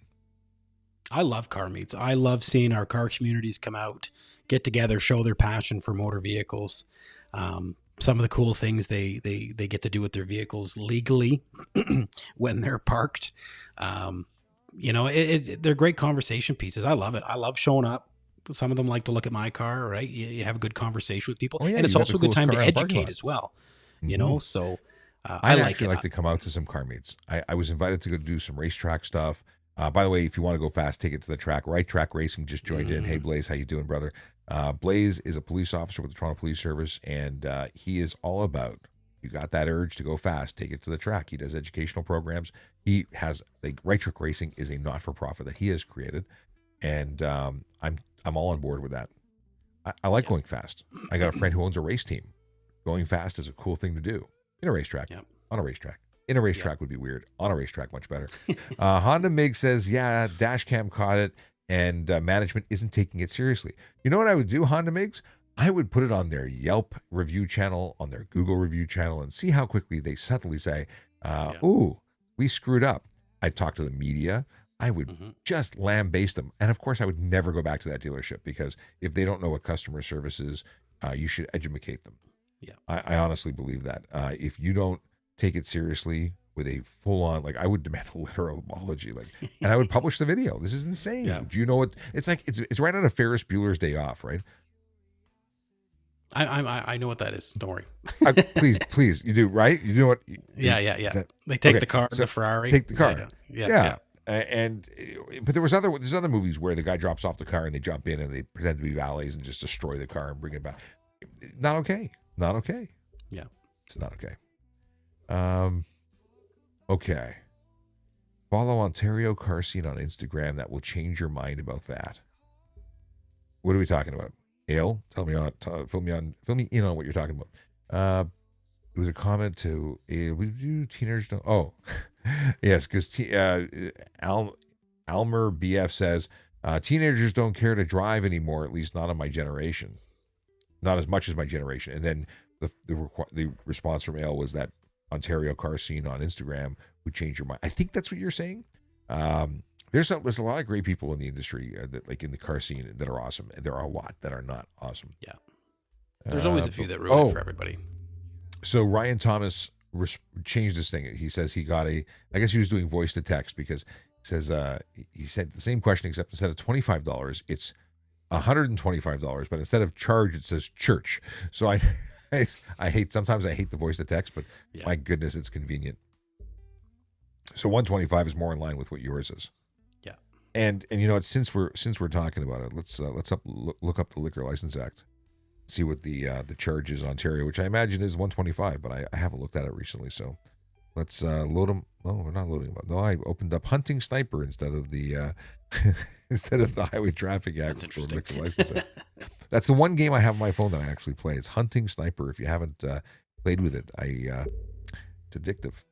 This is where you keep playing and you upgrade your weapons and you got to pay kill for a lot of animals. So, Liquor Licensing Control Act, open is the keyword I'm searching. And driving motor vehicle with open container of liquor, $215 now. When was this issued? Because I think this looks like new prices. Having care and control of a motor vehicle with open container of liquid, $215. They may have just reviewed all this, because I don't remember it being this high. That's just unsealed. Driving motor vehicle with liquor and open baggage, $180. Let's see here. Driving motor vehicle with liquor readily available. So interesting, because I've always gone by way of... so that sounds like what we have, readily available. Like it's no there. person shall drive or have the care and control of a motor vehicle as defined in the Highway Traffic Act or a motorized snow vehicle, whether it's in motion or not, while there is contained in the vehicle any liquor except under the authority of a license permit, or if the liquor is in a container that is unopened and the seal unbroken. No, it's still, or packaged in baggage that is fastened, closed, or not otherwise readily available. So no, nothing's changed in terms of if it's sealed from factory, you're still good. Yeah. But now some people have said, well, if it's in a 2.4 and you take one out, that's not factory sealed anymore, and they're sort of right. So what is the charge in Ontario for, let's say, a passenger's drinking a beer in the back seat? What's drinking in a vehicle? With us, it's $300 for consuming liquor in a vehicle, and then $600 for smoking cannabis. Well, that's two different acts you're asking me to look at the same time. Well, we'll stick with the liquor. I'm looking for passenger. I don't think it... Well, let's just look up passenger in particular. There is no passenger thing, so vehicle, we'll go back to that. So it doesn't have to be the driver. So 42(1)(a) is $215, and it says, no person shall drive or have the care and control of a motor vehicle as defined by the HTA or a Motorized Snow Vehicle Act, whether it's in motion or not, while there's contained in the vehicle any liquor except under the authority of a license or permit. So that doesn't matter if it's the driver or not, and it's anywhere within the vehicle. It's open. I'm trying to see if there's anything else. But I seem to think this is different wording, and they may have repealed some things. Now, if you're talking about cannabis, like people don't understand that a limousine does not allow, if you're in a limousine, it doesn't allow you to have alcohol in the back. The driver will be charged. And you can be charged too. But people always want to pop a bottle in the back. I'm in the wrong act. So many acts. Cannabis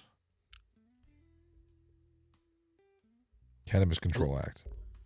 A lot of people freak out when we charge for the $600 for cannabis, and they always ask why it's so high. Personally, I think it should be higher, because if Buddy's in the back smoking a joint, well, you're all getting it. He's hotboxing the car, so you're going to impair the driver. So I think it should be higher than $600, but... So it's $215 for simply having an open package. But I don't see here the being smoked. But Smoke Free Ontario Act says even cigarettes can't be smoked in a vehicle if someone's under the age of 16. Yeah. But you see, if someone was actively smoking it, there's other things there. But I'm looking for care and control a vehicle or boat with cannabis readily available. I don't see it being smoked. I gotta reread all these things. All right, let's get back to some questions where people actually care about what we're talking about. They're Because just when we go going down like, these what are rabbit holes, these guys people go, going? "Where? Why? Why are you telling us with this stuff?" All right. I don't want to kill the vibe of your show, Sean. So yeah, we got to keep. So let's talk about stunt driving, because that's where we talked about the distracted, the differences there. But I think people would be shocked to know the difference between stunt driving charges here and there. Yeah, so stunt driving here in Alberta is like it's a $567 ticket, and it could encompass many things. So, like I said, anything that the driver is doing, whether it's making the vehicle do, or if they're just hanging out the window and yelling and screaming, that it constitutes stunting. So whether that's doing burnouts, loud exhaust, if you're over accelerating your vehicle, causing the loud noise. I mean, we have laws for loud noise as well, but stunting really encompasses quite a bit here. And then It's obviously wide you come open to for the you careless guys. driving can kind of teeter the same line. So, but you For guys have us, it's very about specific.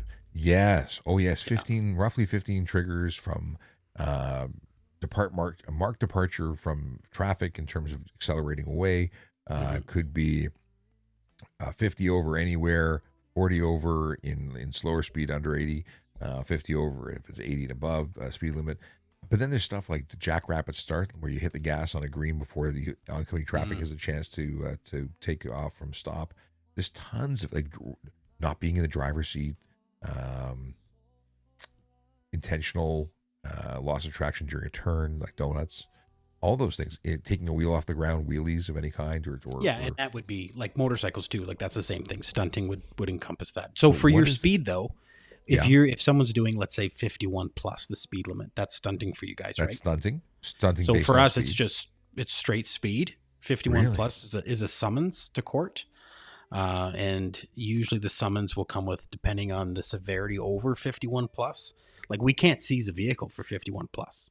See, It's a so ticket. so It's a let's break this summons down. part two. It is stunt driving if the speed limit is under 80 and you do 40 over. So if you do 80 in a 40, that's stunt. Hmm. And if you're in an 80, 50 over gets it. But we have areas where it's 110 over. Sorry, it's 110 is the speed limit. But Hmm. if you do 150, you're doing 40 over. But the law says 150 anywhere is stunt. And the consequence is an immediate roadside suspension for 30 days, Hmm. a 14-day vehicle impound. And that's just the immediate roadside Yeah, administrative stuff. that's before any fines or anything. Once you get to court, it's $2,000 to $10,000, up to 6 months in jail. Um, it's a 1 to 3 year driving prohibition on the first conviction. On Yeah. subsequent convictions, it goes up. People I'd don't like know to what they're getting see. into. I'd like to see some of that on our 51 plus speeds, because we get a And lot of people are getting 51 jail now. plus here. People are actually getting Yeah. jail. Well, so anytime in Alberta, if we issue a summons for an offense and they're found guilty, what ends up happening is, depending on the amount of the fine, there will always be days in lieu in jail should they not pay the fine. So, for example, you get a no insurance ticket; it's a $3,000 ticket, and if you don't pay, it's a month in jail in lieu, usually 30 I'd days. like to see more jail. Yeah, I don't that's want to what go to jail, but I think that people don't take the as a tourist consequences maybe. seriously. Yeah, As a tourist, I've gone to jail to pick up and drop off prisoners, but I don't want to spend any time in the yeah. jail, even as a guard. Let's see here. We've got Brandon. I threw up on the screen there. I didn't throw up on the screen, but I threw it up on the That's screen. what I heard. I'm like, I don't. Yeah, no. Brandon says, I'm calling it a night. I have an early flight to the UK. To everyone, have a good night. He's so nice. Good night. Yeah, he is a chef. He is constantly flying around and doing stuff, and he always checks in from different places around the world, saying, Very I'm cool. cooking here, I'm cooking there, I'm cooking everywhere. All right. We've got All Things Sports Saskatchewan says, must have been a busy day for you. Why are you doing an evening one? Always a busy day. I was doing creative stuff all day, and then I had to go out and take care of some other stuff, appointments on the road, and then I had to go fix some stuff for my sister-in-law, and then I came home and jumped downstairs. So it's a long day, absolutely. And then tomorrow morning I will do it again, but I'll do a 10 a.m. live stream. But this is what I do. I love doing it, and it is never Never too gets long. old.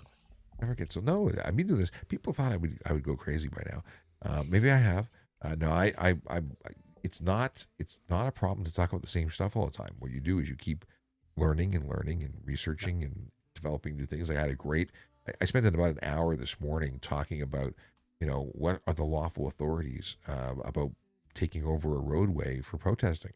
I went deep diving into the HTA and criminal code Jeez. to answer questions for radio people because that's something I do. Okay. Roland says, can regional police pull you over on a 400 series highway? So do you have boundaries as to where you can enforce the Highway Traffic Act or the Traffic Safety Act in your province? Yeah. So, as a peace officer, my jurisdiction is within the confines of the community that I work in. Depending on the proximity of the offense. So like it happens a lot here where we have Highway 1, which is one of the main highways that runs across Canada. It parallels our city. So a lot of times we'll stop someone or we'll initiate a stop within limits and then it takes us onto the highway. That's different. But I can't. So you can follow onto the highway, on. but you can't initiate on the highway. Exactly. Yeah. Okay. But and I mean, that changes throughout different communities. Like we have a city called Strathmore, which is just the city before you get to Calgary. And the Highway 1 runs straight through the city. So as soon as it drops to an 80-kilometer-an-hour zone, the peace officers in that community can enforce on that. But as soon as it goes back to the 110, they can't. Right Track Racing, or Blaze from Right Track Racing, says, where is your guest from? This is Logan Grant. He is a sergeant, a peace officer with the city of Brooks, Alberta. And he enforces the Traffic Safety Act there. Yeah. And of course, it's a little different than it is here. So it's always interesting. And Logan's been joining me on the show for a couple of years now, on and off again. Been awesome. I love it. So, and I love coming back. We has fun. Yes. And to answer the question here, in terms of Ontario, municipal police, provincial police, and federal police, sort of federal police. Let's just think it's complicated with federal police. Provincial and municipal police have full authority throughout the Ontario province, or the province of Ontario. We went to the same police college. We graduated with the same status. We could essentially be working seamlessly. Do we hang out on the highway? We tend not to hang out on the highway, but if we're there and we see an offense, we're police officers with full authority, pull you over and charge you. And the only time when that becomes a problem is less so with 400 series, but let's say I'm a police officer from Toronto and I have traveled to Barrie for whatever reason. I can't write you a ticket in Barrie. No, I can stop you. I have the authority to stop you in my Toronto police car, for instance, but I would call a local police officer to come write the ticket, because if I write a ticket to a Toronto court, it's unfair. It's deemed to be unfair. So I will call a local police officer. They will write the ticket. I will be a witness on the ticket, and I would then go and testify. Whereas if I was in York region, which borders with Toronto, I could write you the ticket. It's about the jurisdictional hop and how far and how reasonable it is. And there are rules, because everything is rules. The law has rules. It is rules. We have here Sir Magical Fetus. I had to really, there's no space. I can't even imagine. Hey, Sean, my cousin got a DUI but didn't get a summary conviction. Does he have to wait 6 years? He didn't get a summary conviction, so he got a indictable conviction. Is that what we're talking about? You need to consult a lawyer as to what he has. You want to check his record and find out what it is. And when you say wait 6 years for what? To apply for a pardon? Likely. Abby wants to know if we're going to be on tomorrow night, and the answer is no. Friday night we will not, but I will be on at 10 a.m. Eastern Time tomorrow to do this all again. Sadly, Logan will likely not be with us in the morning because you have to be at work. Yeah. You used to do this at work. It was a thing. We'll get back to that. We'll get back to that. We'll get there. We have... Oh, for regular rates. He's talking about insurance. I don't know. That's an insurance. So if the insurance company sees your conviction for impaired operation, how long they would take? That's a hard one. I have no idea. You need to talk to your insurance company, because I imagine they would hold a grudge. You are a high risk person after that. Yeah, 100%. As you should be. Sorry. Yes. Kevin says, I'm here now. Any cops in here know my question? That was the question. And Kevin is very happy that they got rid of license plate stickers. Do you guys have stickers for renewal? We used to, and yeah, Same thing they've as us. recently got rid of them in the last 4 or 5 years. They got rid of them. So And then they switched our license plates to reflective license plates, so that it would be You easier. didn't have reflective license plates? Not to the extent that they were. Now the whole plate is reflective, whereas before some of Is the that paint working on, for like, you? the red. Well, but they changed it because it was supposed to work better for the LPR systems, Okay. but nobody. Are license plate really frames illegal for you? has LPR. So that's the tricky thing. So you can have an obstructed license plate in Alberta.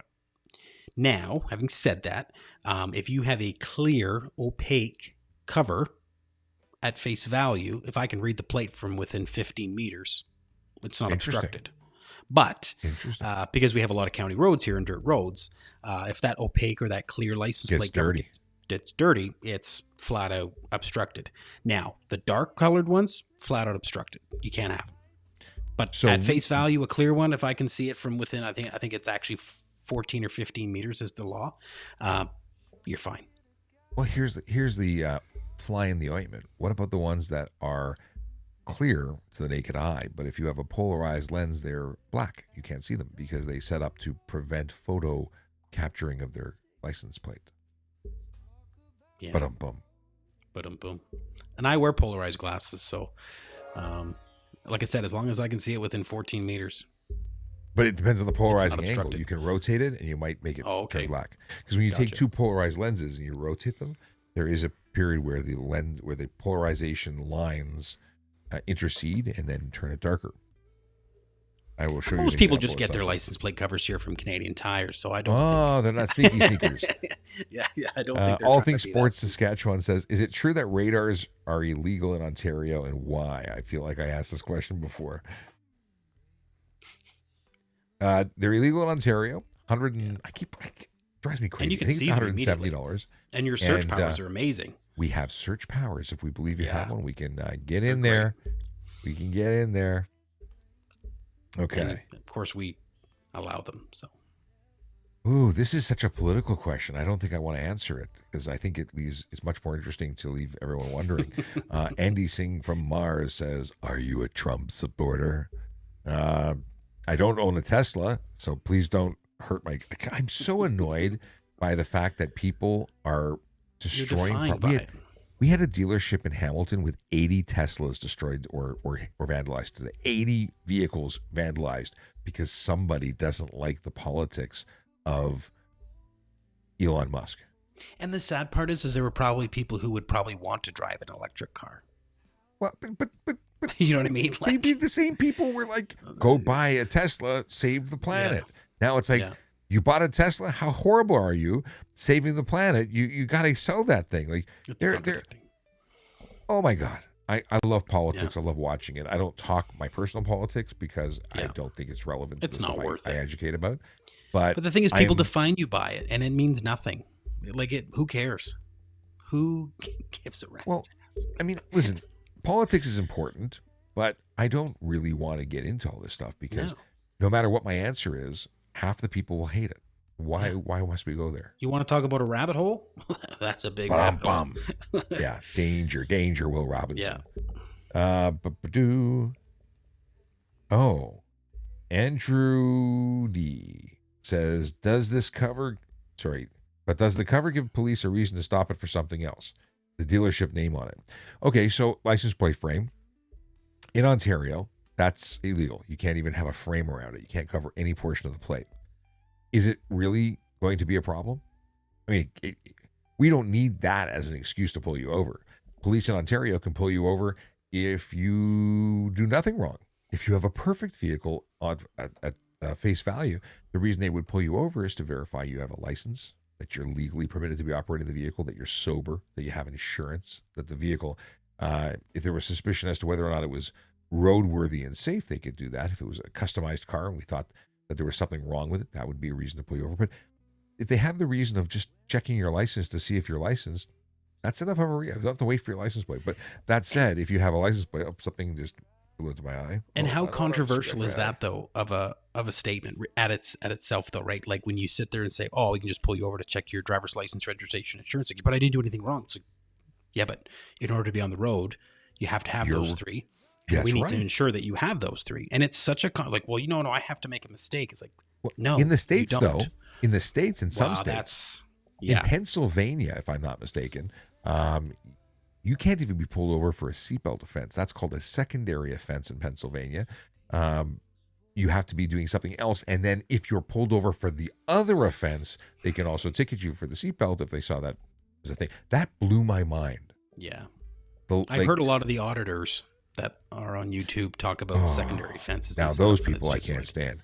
As much as I can't stand them, I'm thoroughly entertained by them because I love especially when the window breaks and they come out the window. Best part of the whole clip. so the freemen of the land tend to get yanked out of cars a lot in Ontario. I've done it once. A lot. So good for you, brother. No patience. I don't understand how people can be so easily brainwashed, and somebody's making money on them. I just I don't know if they're charging photocopies or brainwashing sessions by the hour, but man, the Kool-Aid is running deep. All Things Sports Saskatchewan says, "Why does he look familiar? Is he from Alberta?" Cool guest appearance. Yeah, I'm the guy from Alberta. Usually I have a uniform on and sometimes a cowboy hat, but Andrew says, "How do you not abuse that reason? One extreme to the other." Well, they don't abuse it because if you abuse something, the courts say you're abusing it. You're gonna lose it. It's used sparingly. Is that the right way to put it? We have the authority, but people are breaking the laws so flagrantly that we don't have to rely on pulling people over for that. I mean, here's the thing: if I'm worried about your sobriety, you're going to give me some driving indication that you're need to be checked. And then once I check you for the driving, for the alcohol, I'm not going to. That's not why I didn't pull you over just to do a random check, although we could. I'm going to pull you over because you gave me driving evidence, which led me to believe that you were under the influence of alcohol. Like the fact that we have the authority to pull anyone over at any time because you're required by law to have a license is rarely, if ever, a reason to do it. We got bigger fish to fry. We got a gazillion cars on the road, and 99% of them are doing something wrong. Why would I go for the one person who's doing it all right? And I can say, even like out here, and myself, and even my team, like I can't even remember the last time we've stopped someone just for that. I honestly can't remember because, like you said, there's usually always a driving offense taking place. For sure. So you never have to do that, but you don't have to rely on the other stuff. But at the same time, I can't imagine anyone bothering someone for no reason. There's always a good reason. Just there was somebody. Oh, here I have a question about Alberta. Tell me about using marked dyed fuel illegally. That's No Stunk who asked that question. No Stunk says, "I have a farm fuel authorization, but I am wondering about using that truck for regular errands." So if you have a vehicle that is farm plated, you have to run farm fuel, and it's dyed purple. So if you are running a normal vehicle that is not plated farm, because the gas is cheaper for the most part when you're using dyed fuel for farm equipment. So what happens is if you end up putting farm fuel in a normal, like a civilian vehicle or a vehicle that's not plated farm, it is a heavy ticket. It's a heavy offense. We actually, in my office, we have instruments to suck fuel from your fuel tank to check the color of the fuel. Do we do it? Honestly, not a lot. But it's something you're eligible for. You can get a ticket. And to be honest, I wish I don't know the cost of the ticket. I've never had to write it in 11 years. We do this in Ontario as well. I don't even know I don't do it. I never did it. Yeah. But I know people who have farm access to fuel, and it's very serious. I was under the impression that anything farm plated could use it, but I've been told that only farm implements of husbandry can use it. Like, I'm not clear on it. So here, like if you have a half ton, like a Dodge Ram, for example, and your plate is farm, you can use dyed fuel.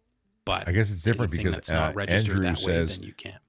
Andrew says all of the airport vehicles run on dyed diesel. They don't leave the property. I wonder if that's also because they're not road vehicles, like not insured for the road. Yeah. Bernhard says Schmidt became OPP 18 years ago. He provided the information we did not know. That is good. And I guess that also means that we have sound, because he said no video or sound shot. That was a while ago. And Canadian Ape said it was working for him. Cool. Okay. What specific traffic violations are most common among new drivers? That's an interesting question.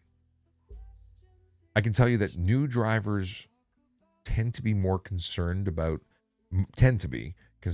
little things, and they're so focused on being a safe driver that they like run stop signs. They're just everything's new, and they're not paying attention to little stuff. They tend to follow too close or run into people, I find. What I was trying to remember to do is to acknowledge that Michael is here. Michael, who I guess you got your new phone, Michael. Michael lost his phone or accidentally destroyed it, and I haven't seen him for a while. We put a search party out. No, we've been communicating, but I'm so glad to see you here, Michael. Good to have you. Oh wait, unless I'm confusing Michael with Michael, we have two Michaels. Either way, Michael has a dad joke, and he also throws in here that it's socially acceptable to break the law while driving. That is a big complaint I have, absolutely. Don says, if I may. Just please, back to please. the, what do we see with our youth drivers Absolutely. more commonly? In my experience here, the best youth drivers, the best new drivers, are the ones who drive by themselves. Like you said, they're overly cautious, so sometimes they don't see a pedestrian in a crosswalk, or they might think they've stopped and they roll. But the worst ones are the ones that have a car full of other teenagers, because then speeding comes in. Speeding is always a factor with our young drivers here. Driving with learner's permits and not driving with a graduated license. We had a huge bit of that during COVID.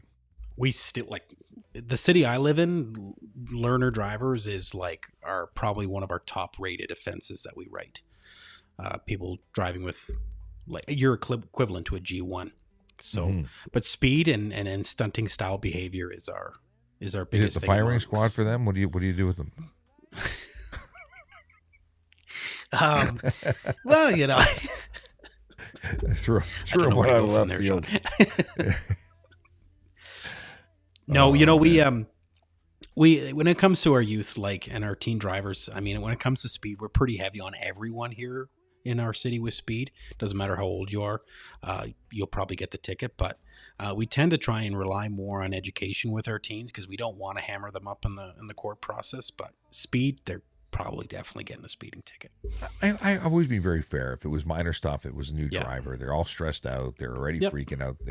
It all depends. That's what warnings are for. I used to give a lot of warnings when I was in 12th Division, and I found later that a lot of the warnings weren't taken very seriously, and I stopped giving warnings later on.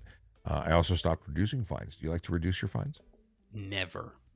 No, honestly, I know so many people who give a break on speeding tickets, and they still go to court. They still go to trial, and then they want more of a break. So I tell my guys, they can do whatever they want, but I never write a speeding ticket down. If I lock you in, whatever that speed is, that's what I'm writing you for. And then depending on how you are, I'll give you all your appropriate options at trial, and you can ask for the break. No different with stop signs. We have one here. So we have stop sign, which is a $405 ticket. 3 points. Or what a lot of people will do is they'll write fail to obey a traffic control device. So any sign that indicates traffic is considered a traffic control device. Anything. Okay. So that's a $243 ticket and 2 points. So a lot of people will write that in lieu of the stop sign ticket. And it goes to court, and then they want a break.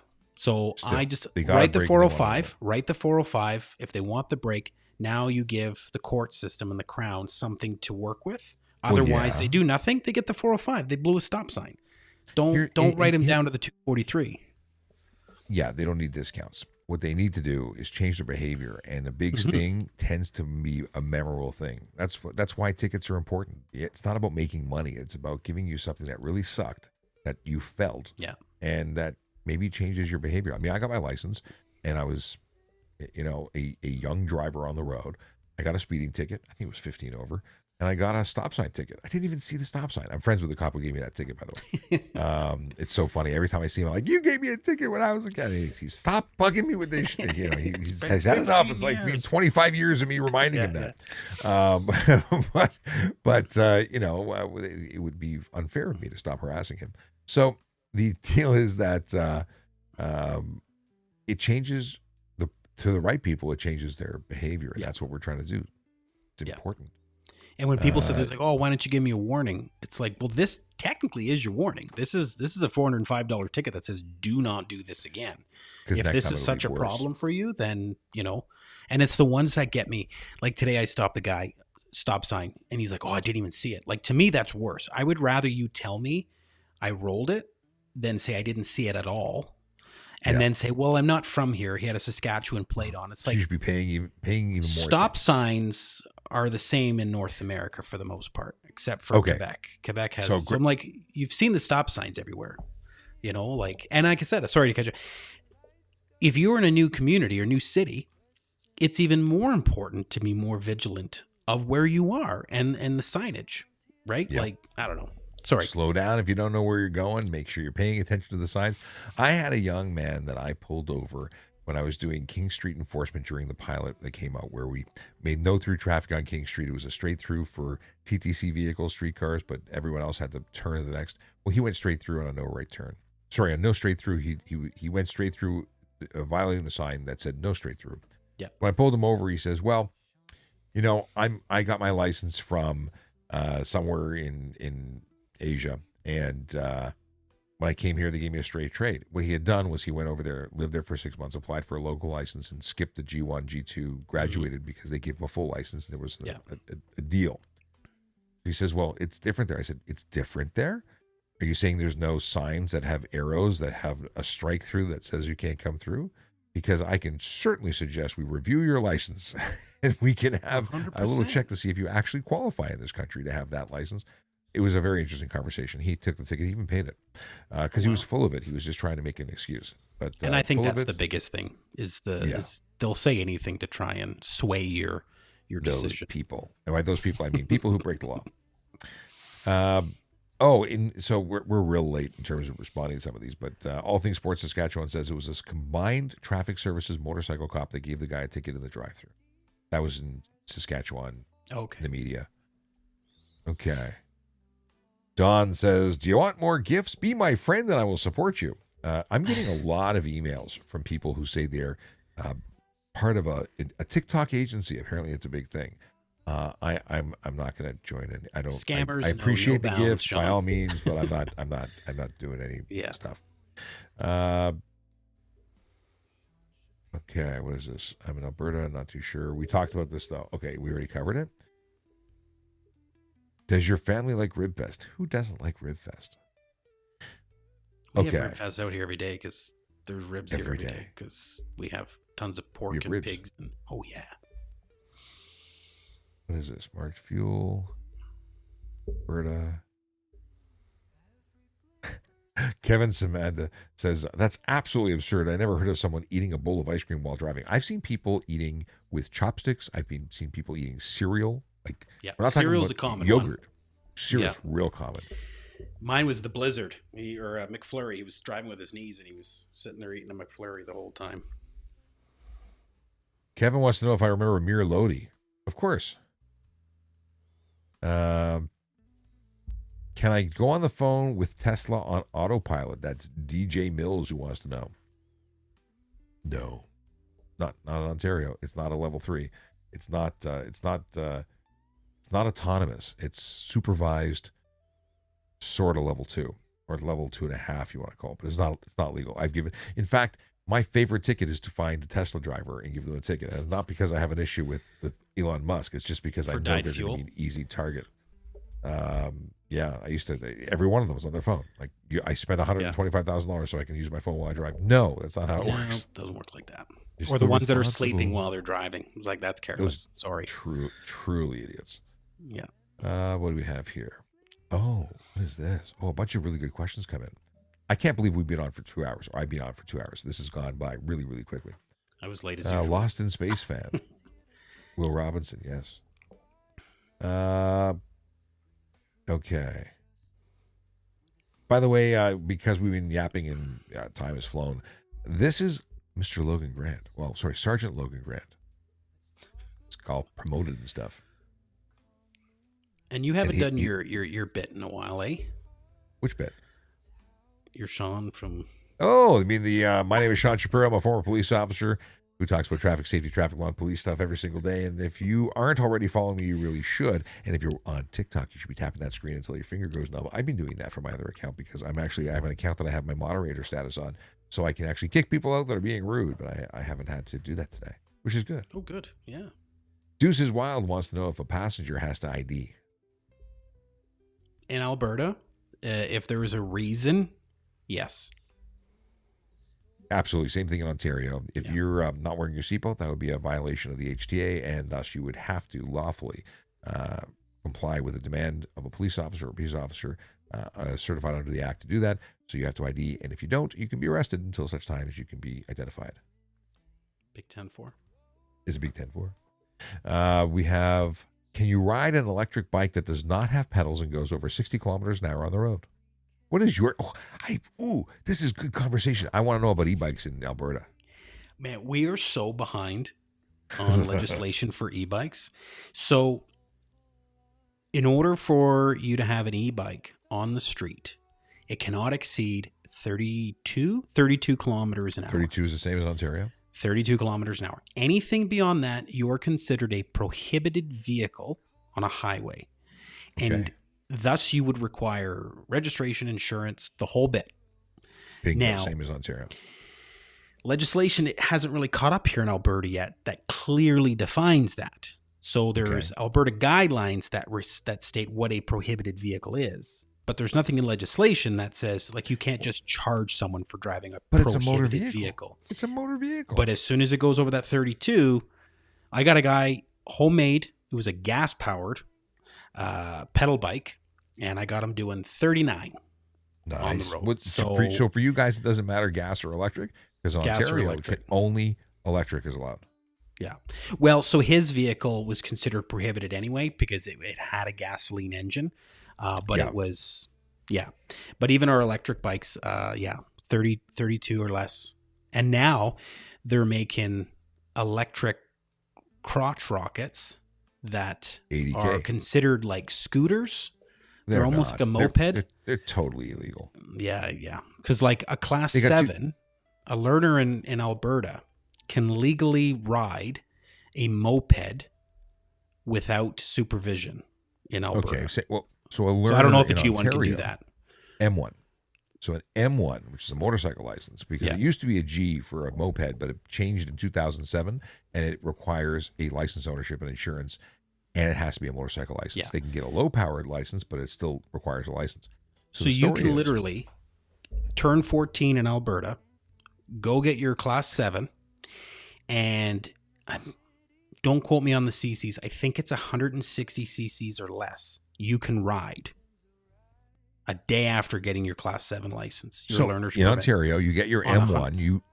So you get your M1 license. You go get a Harley Davidson Decker, and you can ride that half an hour before sun up, half an hour after sundown. No roads that have speed limits over 80 kilometers an hour. No passengers. That's from the day you get your license. And that to me is scary. You literally just wrote your test. You have no driving experience, and we're going to put you on a moped. Back of that bike to teach. I don't know about that. You can't. You'd be dead. You'd be done. Right? Finished over. Modern Diver. Shout out to my buddy Modern Diver. I haven't seen him for ages. He and I, we started off during COVID, I think, doing the TikToks, and he grew his channel huge. And good to see you, my friend. Sleepy, if I cared enough to kick you off the channel, he's like, Canada's a communist country. Sometimes. Depends on who's leading it, I guess. Right. He says, pulling someone over for no reason at all is tyrannical power tripping. But it's not for no reason at all. We've already talked about that. We've addressed this. He doesn't want to, appreciate or understand it, but that's okay. Now, Joseph's page 717, Joseph Spag, I don't know. Where you put the space makes a difference. If I go 49 and a 100 kilometer an hour, can I still get charged for stunt driving? Are you saying if you do 49 under in 100 kilometer, like you're going slow? That's not stunt driving. It's unnecessary slow driving. FM Promotions joining the late night. How's it going? I always give him a shout out because he's an awesome dude. FM Promotions made my jacket and has made stuff for me for ages. They're in Woodbridge, Ontario. If you want to get custom merch for your channel or whatever you do, your company, talk to them. fmpromotions.ca. They're awesome. Okay. Amir, the real deal. Again, no spaces. Why did you retire? Family reasons. I was turning 50 and my family needed me at home more than I needed to be away at work. So what I did is I started a not-for-profit organization so that I could work from home and still help people doing what I'm doing right now, which is basically what I did for the Toronto Police, except they used to pay me and now they don't. So it was, it's been some changes and I still have to go out and do stuff and things to make money. So I'm consulting and doing all sorts of things. And hopefully one day I will once again make money. Ryan Anastasio 2005 says, why does this man have the best narration voice? I'm just lucky. Yeah. Unless he was talking about you. It's possible he was talking about you. No, definitely not me. It's 100% you. You should honestly sign up for like what's Sleep, that app, and then just I think you've told me that before. Yes. I'm going to do this for the G1 driver's handbook. I'm just going to read it. Yes. Then we're going to talk about it. Then we're going to move on.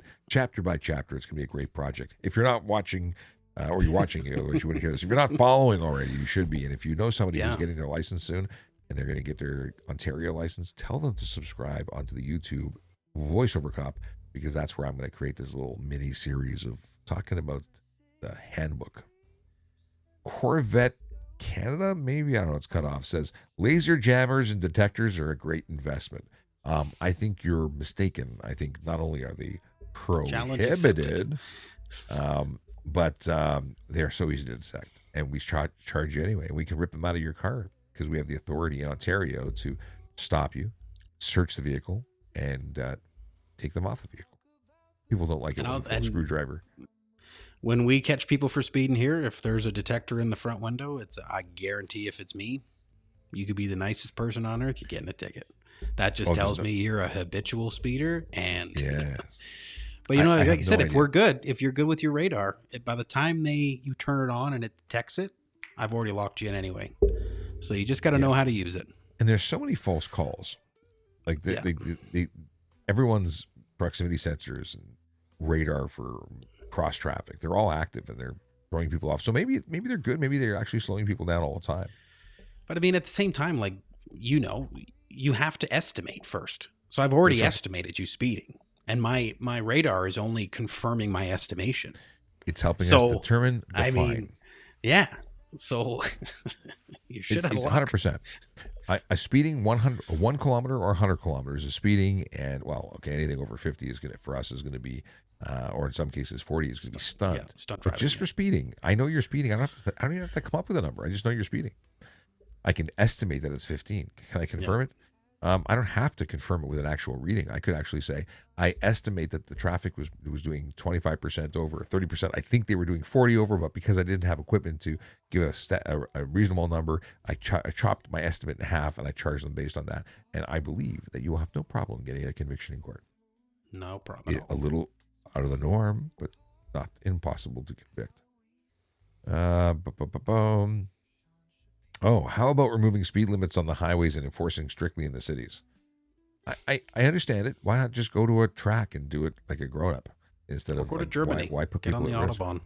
But the Autobahn, people say, well, lower death count on the. Okay, when people actually get into collisions, kapowie, it's a huge thing. Yeah, and, 200 miles an hour, Jesus. Oh, but in addition to Disintegrate. Better drivers. They're used to this. The roads are constructed for those speeds. They're in rural areas where there's no population, so that if it goes awry, it doesn't impact the community. In the areas in the Autobahn where it's actually populated, 80 to 130 strictly enforced. They'll even give you tickets if you're in the wrong lane. Like, they are seriously on it. Yeah. Ryan says I got to do trailers for movies in a time. Yeah. Okay. God, Jesus, I just got a little tingle there, Sean. Do it again. I don't want to hurt you. That was good. Okay. That was good. Modern Diver says I was younger, didn't have sunglasses, and for the first speeding ticket was because I couldn't see the gauges. That's awesome.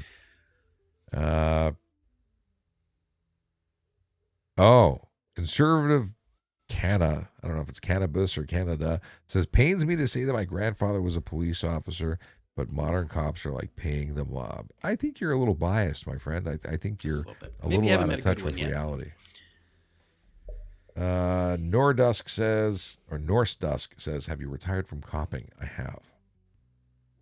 I am now in the private sector-ish, not-for-profit-y world. Okay. Always had sunglasses since then. Tyler says, wow, we're really behind in the loop. How far can my wheels stick out of my truck? And the answer is, how far can your wheels stick out of your truck in Alberta? So essentially, your wheels cannot protrude from your fender. And if they do, you have to have fender flares.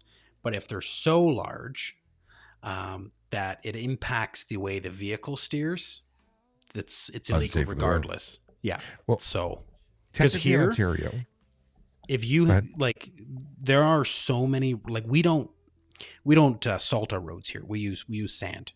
So every car in Alberta has a cracked windshield. I would almost guarantee every car has a cracked windshield because of the sand. So, yeah. So anytime we have vehicles with tread that overlap or go beyond the fender, it is genuinely a large concern because they're hucking large size rocks. So on top of having suboptimal. Yeah. So here's the deal. By the way, just a shout out to Will King and Divine969 who threw some coins our way. This is, I think, the largest number of coins ever received during a live stream, 2,472. I don't know what that means, but it sounds impressive. Thanks to all who have sent gifts. It's not a thing that I ask for, but I totally appreciate it when it comes our way. We have, in Ontario, just to finish off on the whole fender flare, fender tire thing, we have so many illegal vehicles on the road, and it's only because we don't have sufficient officers to enforce every single one of them. But if it protrudes beyond the fender or fender flare, you need to have flaps. And if you don't have flaps, first of all, I don't think that mud flaps are enough, because it has to be combination mud flap, even if it's flared. Like, the reason is rooster tails and debris on the road, and it's unlawful. But I was on with Jerry Yeager on News Talk 1010, and he called up to say, Hassan sent a universe. Is that? I didn't see it.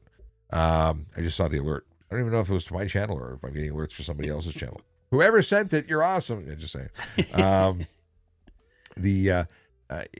So I'm talking to Jerry on the radio, and a guy calls in or texts, and he says, I'm a retired cop, and what the heck's going on with all these?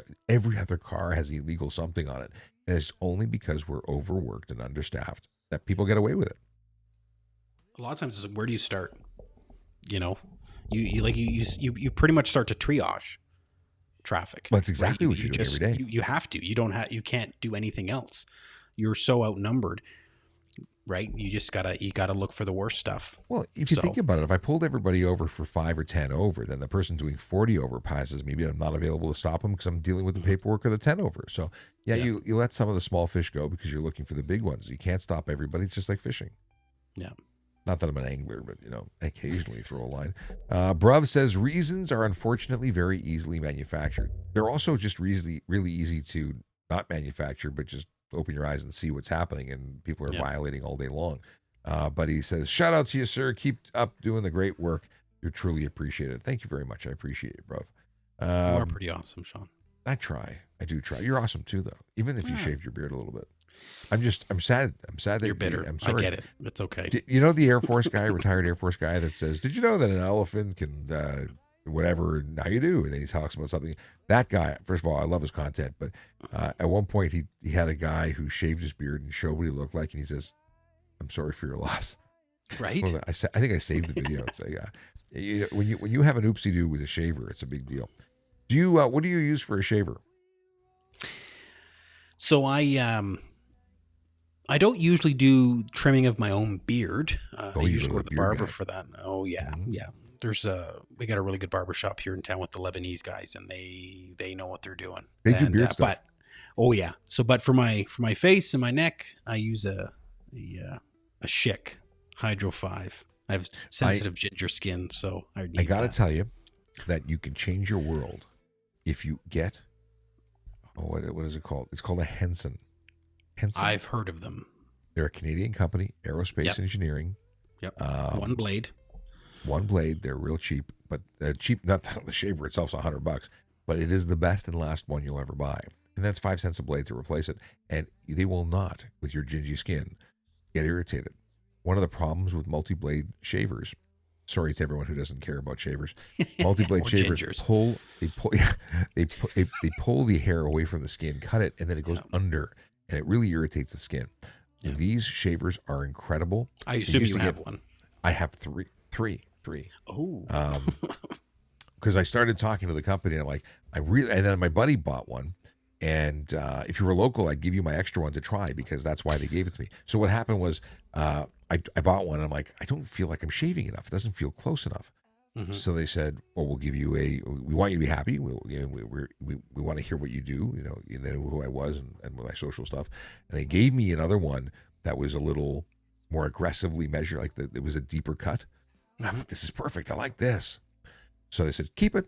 And then my buddy tried it because I was telling everybody and their cousin to get this.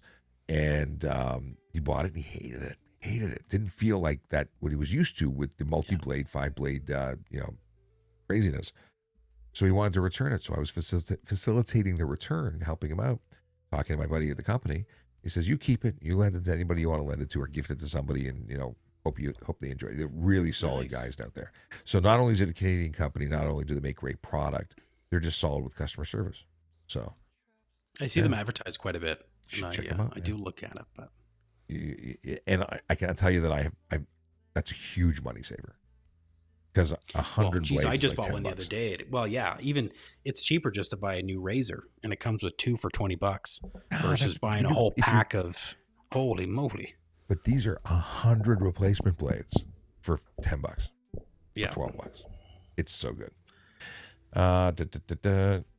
Oh, Toe King says no, he means 49 over, not 50. So for the person who earlier made it sound like they were doing 49 in a 100, they really meant to say 149 in a 100. And 49 over is not stunt driving in a 100 zone. So no, probably you still a wouldn't big lose your ticket for you. vehicle. It would be a hell of a ticket, but it Yeah. wouldn't be a seizure of the vehicle. Wouldn't be a suspension. And the deal is that it would still harm your insurance, but it wouldn't come with all the heavy duty stuff. And quite frankly, if we're going to take your stuff, we're probably not going to give you a ticket, or we're not going to charge you 50 on the nose. If you were doing 50, I would probably reduce it to 49, just because there's a 2 kilometer ish grace in my books. I want to make sure you're going so much faster than the limit to erase doubt. And I would tell in court to say, listen, if you would have done 50 or 51, I would have knocked it down to ensure that there was fairness and not to, to err on the side of caution. But your client was doing 5 over that threshold. Thus, I charged him and took his wheels. It's usually very clear. Flipping through the channels and heard that familiar voice. Marty Moose saying, hey. Marty Moose. Toe King 420 says, you must hate the Waze app. It tells people where you are. I actually love the Waze app. I always felt famous when I was doing radar or I should say laser, and someone, notified me that I was there, and I'm like, they love me. They really love me. And then I would just report it as not there. So it's just, I've never heard of this app. Is that? You don't know what Waze is? Where you been hiding? Yeah, apparently in WAZE? Brooks. Come on. Apparently in Brooks, Alberta. Waze is a company. They were sold for $1 billion or something to Google, and all the Google map information comes, all the driver, traffic information, how far, all that technology is from Waze. It's social mapping. It's genius. And the biggest difference now, whether or not you want to use Google or Waze, because they're using the same data pool, is whether or not you want to have a straight through turn, 5 kilometers, turn right, 5 kilometers, turn left, or do you want to have turn left 500 meters, turn left 20 feet, turn right. Like it'll give you, you'll never stop moving, but you'll go Jeez. through every side street in the sun. Yeah. So I love it. I hate being stopped in traffic. So I'll take the side streets and bother everybody. Michael, who says he's coming, I just sorry, there's lots going on here. We're deep into the rabbit holes, and he says some drivers complain about bike people breaking the law, but will complain about speed enforcement for my drivers. Yeah. Oh, yeah. Well, that's it. So it's a double standard. They hate everybody who breaks the law except when they break the law. Yeah. And they also complain that police never ticket people cycling, but police get complaints for ticketing bike riders running stop signs in Hyde Park. Damned if you do, damned if you don't. And you're absolutely 100% correct. Yep. It doesn't matter what the police do. We're going to be the bad guys. And Michael really likes ways for the alerts, like hazards. It's true. You can't make everybody happy. I mean, every time we do our census in the city for where they want police resources to go to, traffic is always like right at the top. And the people who complain about traffic are usually the ones getting the traffic tickets. Well, and those people don't get a vote. Yeah. Yeah. And well, we even get complaints in playground zones and school zones. And then when we go and enforce it and we're writing tickets, they're like, oh, we're the ones who put the complaint in. I was like, well, okay. Good talk. So Tyler's getting hammered for by people in the room saying, because he's asking us repeatedly to answer the question. And he was the one who asked about the tires sticking out. And he's been answered. So hopefully he was actually in the room. Some people leave the room, they get bored. Like, he didn't answer and he comes back and they answer the question again, then spam all over again. This is not an instant response show. Maybe that's a thing that comes in the future, because there are chats that people do that allow, like, if somebody came over to YouTube, they'd get a priority because there's very few people on YouTube watching. In fact, I'll tell you numbers at the live stream right now. There's 11 people on X, which is interestingly low because on X during the day, it's usually 40 or 50 people. There's 3 people on YouTube, which means that's an easy place to get through. There's currently 38, but we were higher earlier on TikTok. We have, it's a common number on Instagram of 0. We've had a bunch of people come in and out, but I don't trust the numbers on the live screen display. I don't know if they're accurate, because I've had messages come in while it says 0. So I think I can safely say that it's not accurate. Okay.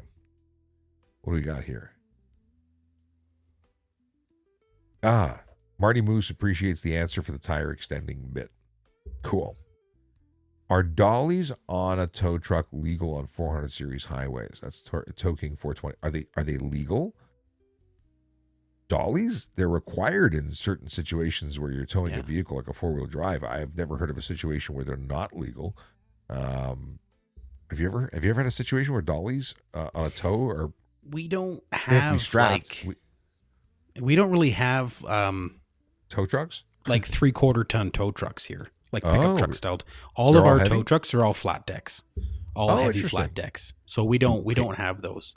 I mean, out about in Alberta trucks. anyway. Like in Calgary, like they've got tons of that kind of stuff, but here it's all flat decks. I like the flat decks usually have the tow bar in the back as well. Yeah, but they the do. Big thing with dollies is that they have to be strapped. If you don't strap your dollies, they're not legal. Mm-hmm. But I got to tell you, I'm so intrigued by tow trucks in Europe. They have cranes. They throw a couple of things before and after the like they just pick the car right up in the air. I've seen robot tow vehicles that can totally just go into behind a house with a tiny little driveway, pick up. It drives underneath and goes whoop, whoop, and picks it up and just carries it away like a little tractor. Just a whoop, whoop. Google tow truck technology and robot tow. You can deep dive for hours. Ox says, Sean, thank you so much for all you do. You're most welcome. Thank you for the thank you. And Will King 8600 who sent some gifts. Thank you very much for the gifts. I wish I saw more officers on the highway to enforce speeding on highway, but not enough officers. You're absolutely right. I rarely see officers, and I frequent Barrie, Ontario, and when I'm up there, I am passed like I'm not moving. I'm a guy that's on the right lane doing 100 kilometers an hour in the 100 and the 80 in the 80, because there's a couple of sections there that are 80 that I don't understand why they're 80. You'd think there's a construction zone there or something, but it's an 80. That's what our highway too is like, Edmonton. Marty Moose says, I'm blinded by the lights. What can be done about the glare? You can get can you do with the glare? I mean, sunglasses at night is not a really good idea. But we have some super, super bright lights on new cars. Are you seeing that out by you too? Oh yeah. Even so, even like I drive a 2024 Durango Pursuit, and just driving at night with the LEDs that come with the car, I get people flashing their high beams at me because they think my high beams are, and then I hit my high beams, and then they're like, And then they go, okay, we're not talking yeah, again. yeah, Yeah, yeah. I think that most of those are direction, but yours is probably not that situation. There was a question from Fafui. What does Fafui want to know? But let's see here. Hang on. I lost it. It was a question. They're running 22s in their Audi RS7 and they stick out about an inch. Is that illegal? Technically, it's illegal to have the tires protruding by an inch. But is an inch something that we're probably going to be focusing on? It depends on the officer. I would say in Toronto, it's not an issue. Yeah, I think that the guys. Sorry? No, I was going to say, like, there's other things more pressing than priorities. a tire sticking out an inch, right? Now, if you've got heavy duty, what's it called? Camber, that's an issue. Yeah. That's more of an issue. Ox says, straight razor on my head, electric shaver to trim my beard, plus money on beard essentials. I'm down with Beard that. I went to my... Yeah. Yeah, my wife got me special shampoo and conditioners. Oh, you have to. And all sorts You of have stuff. to. And oils. I went to my first ever beard barber, master beard guy, and he did the chop here because I was going a little bit crazy. And yeah, it's a thing. But I will say that I use when I shave my head, I've been pretty lazy about shaving my head. I use the Henson shaver on my head. The less aggressive one, the more aggressive one goes on my face, and I'm a happy guy. And I have electric trimmers for trimming the beard. Yeah. Yeah, no, you got to have the essential oils in your beard. You got to condition it. You get rid of the beard flakes. That's the worst thing. I don't get beard flakes mostly. Oh, no. Oh, but, yeah. But usually, so the beard flakes for me is if I use shampoos that are not intended for your face.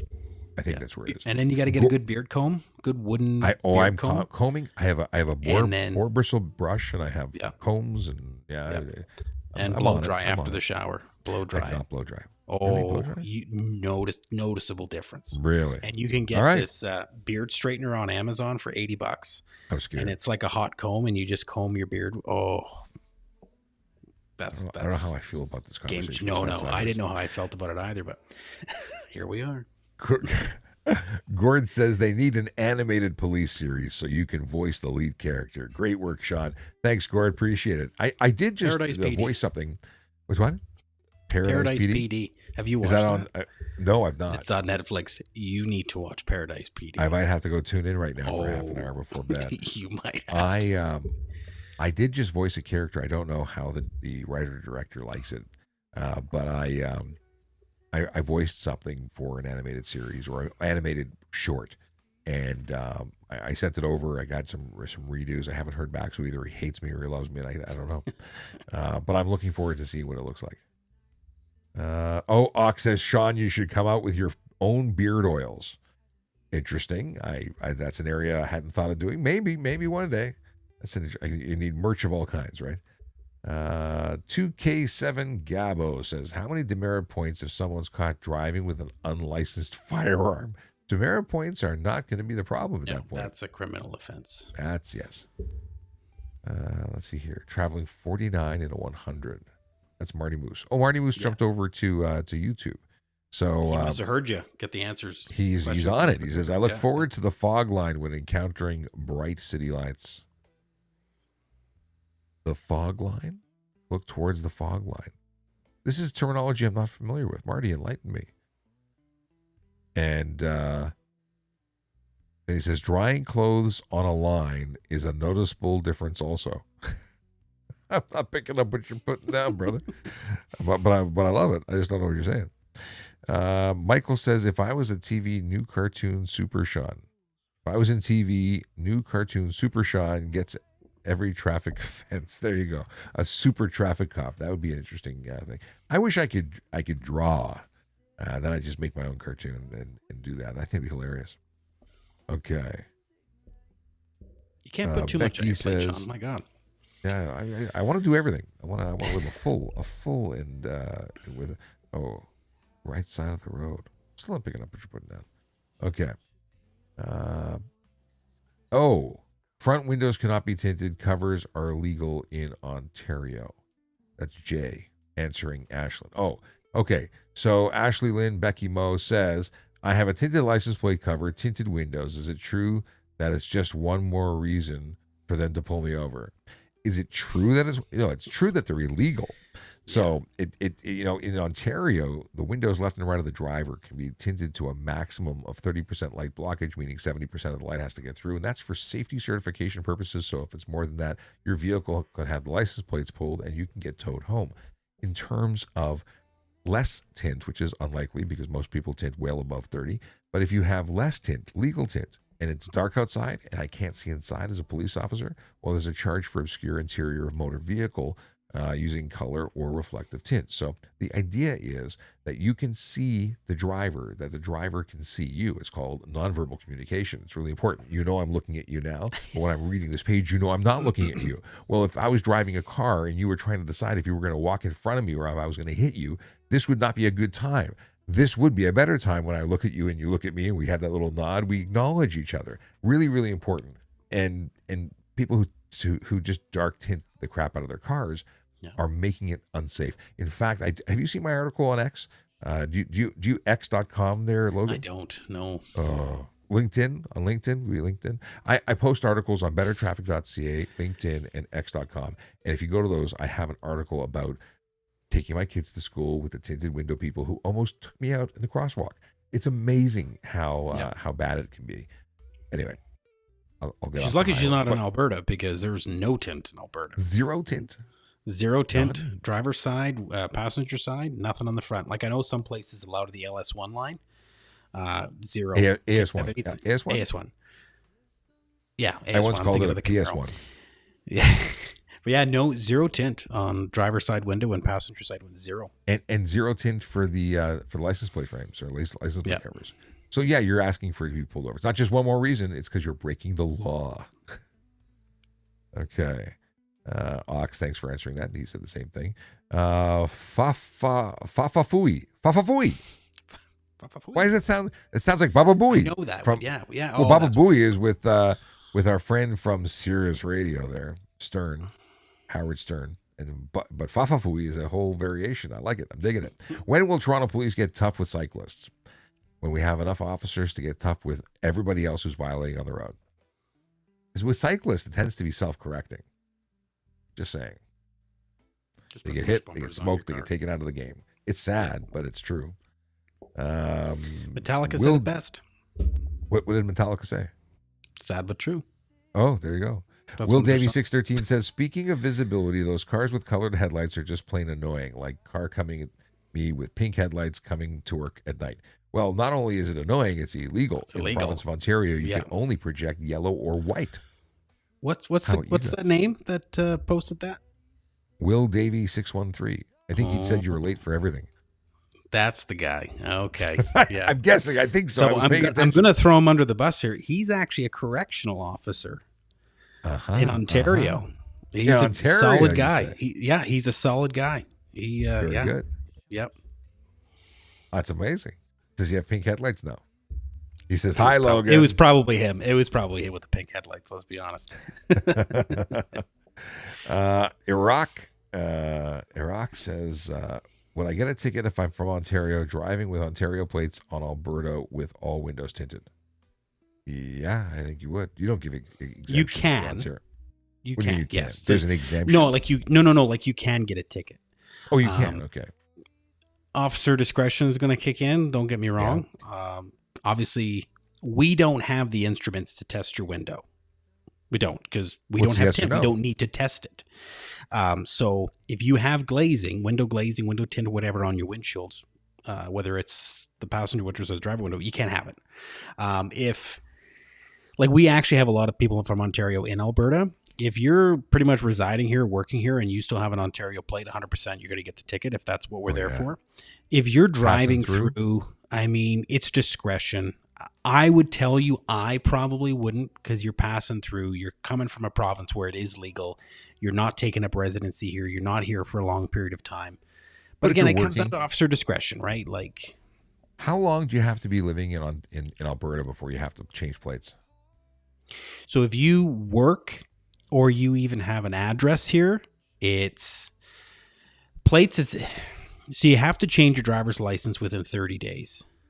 See, in I believe it's Ontario, it's 30 60 days. days for your driver's license, Yeah. but 30 days for your plates, So, which is weird that and they then, don't make it and the then you same. have to have an out of province inspection done on your car here. Really? Yeah, out of province inspection. But I did not know that. I don't think we have to do inspections when you transfer. I don't know, but I don't think you do. What about the police guys park at no parking or in front of a hydrant? This is Rahul. so if I may take that one first. Oh, please. At the end of the day, as long as we're in the course of our duties, we can do that. Again, let me ask you does it something. look good? No. Optics are I crap. always feel, optics is we have to take that into consideration when we're doing it, right? But if we're in a fire lane and we're there for a lawful reason, we're allowed to be there. Whether you Here's the like thing, it or and- not, we can be. Well, Mac and jumped on there and said if they're within the responding to a call, they're exempt. And it's bylaw stuff. It's lesser charges. And absolutely, Mac is correct that if we're responding to a call, you park anywhere on the sidewalk, middle of the road, doesn't matter. We're dealing with stuff. Yeah. You want the police to respond.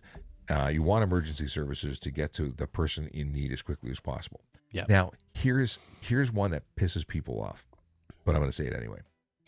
They got to go to McDonald's. They got to go to Timmy's. They got to go to Starbucks. They park in a no parking zone to do that. Is that good, bad, or otherwise? Now, I'll give you scenario one. They park in the next available parking spot 3 blocks away, and they come back to the Tim Hortons.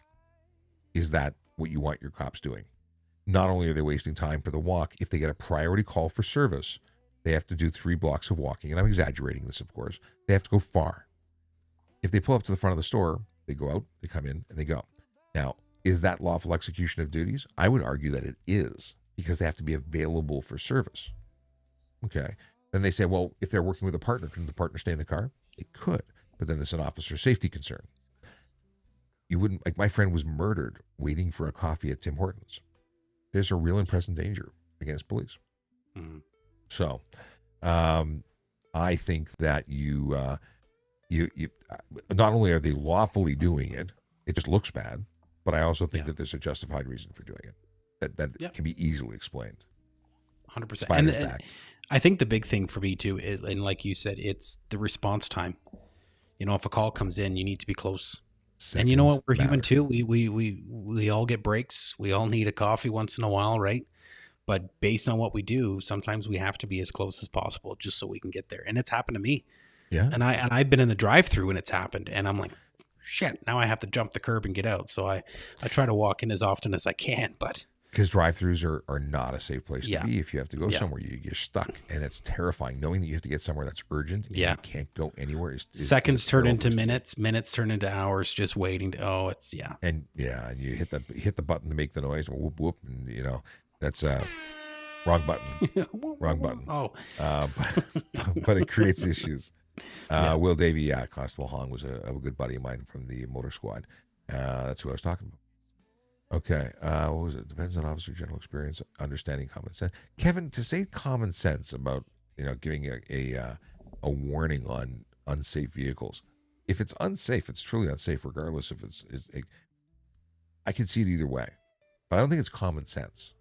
I think it's being kind to not give you a hard time if you're just passing through. But I think the justification that it's unsafe is legit. Dante wants to know if the beard ever itches. I don't have a problem with my beard. Do you have a problem once with you your beard? get to a certain length, it stops. It's that awkward phase when it's really starting to sprout. If you've never had one, you probably go Yeah. through it because it's a difference. But at the same time, I've had a beard in some variation for 20 years. Like I've always more 25, 30 years. I've worn a beard, goatee, beard, back and forth. I have no issue with it. I never really did. I've had lunch in my beard. That's the best part. Yeah, you get a little snack for later. We'll save it for later, right? Young Blood says that beard is on point, sir. Well, thank you very much. Yes, it is.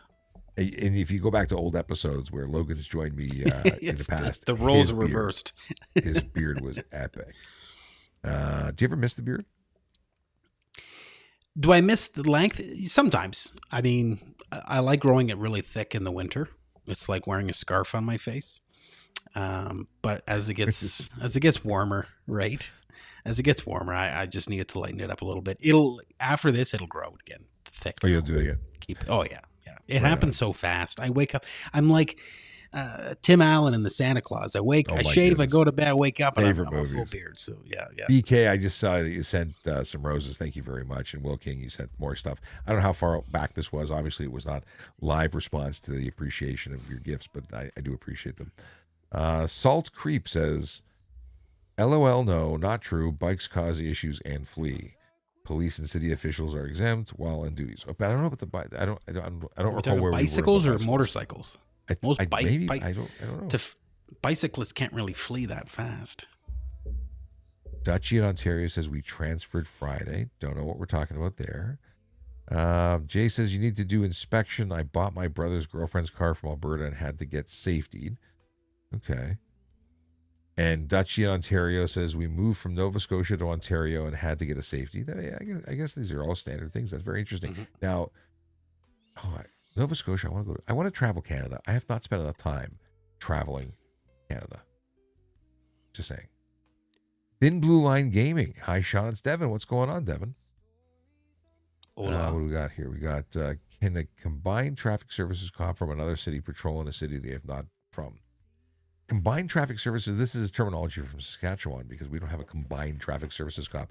I'd like to know more, though. This is interesting. Do you have combined traffic services people? We have the integrated sheriff's units out here that can patrol the highways and anywhere else pretty much, but we Nizar has a great question. Is it illegal to have my license plate on my front windshield? Yes. In Ontario, it is. I call it the Ontario Shuriken. Shuriken The is what? a great word. The Ontario Shuriken. Shuriken is the throwing star, the ninja star. I grew up on ninja movies. I love them. I want to watch all the ninja movies now, like with horrible dubbing and all that. It's a sharp piece of metal that, in the event of a collision, will become lodged in your forehead. Scalp you. It's good. But here's the thing about the license plate is that the law says you have to display your license plate in a conspicuous location at the front of the vehicle. The windshield is not the front of the vehicle. It may face the front of the vehicle. If it's on the dash facing the sky, it's not even facing the front of the vehicle, but it's not legal. And we don't have front plates in Alberta. Well, but we do have some people showing off. Right. So our plates have to be visible on the back. They can't be the back window or anything. So same. Oh, there you go. Same. And you have to be illuminated. Yes. And they have to be seen, like I said earlier, within 14 meters from behind the vehicle. It's an $81 ticket per bulb. Per bulb. We talked about that on Tuesday. Interesting. Yeah. Juan says, thanks for keep doing all of this. Just have one question. When is a U-turn illegal other than when it is posted? So in Ontario, and this is interesting that it's compared to Alberta, but if you have if you're at a bridge, viaduct, railway crossing, curve in the road, if you're in a crest of grade where there's no visibility, I said bridge, viaduct, tunnel, I think those are all the ones. And essentially, if it's unsafe, it's just unsafe. So it's only lawful when it's not unsafe and when it's not signed otherwise prohibiting it. How about for you guys? So here, depending on the intersection you're in, like if you're in a residential intersection or anything like that, you can, but we don't allow 3-point turns here.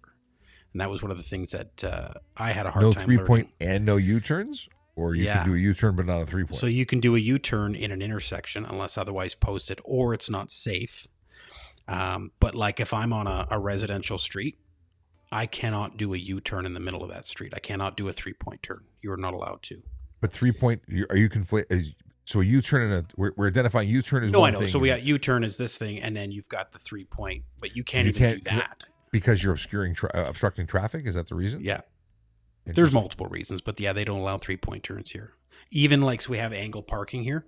So if you're coming up one direction and you want to turn into that angled parking, that's considered a U-turn and it's against the law.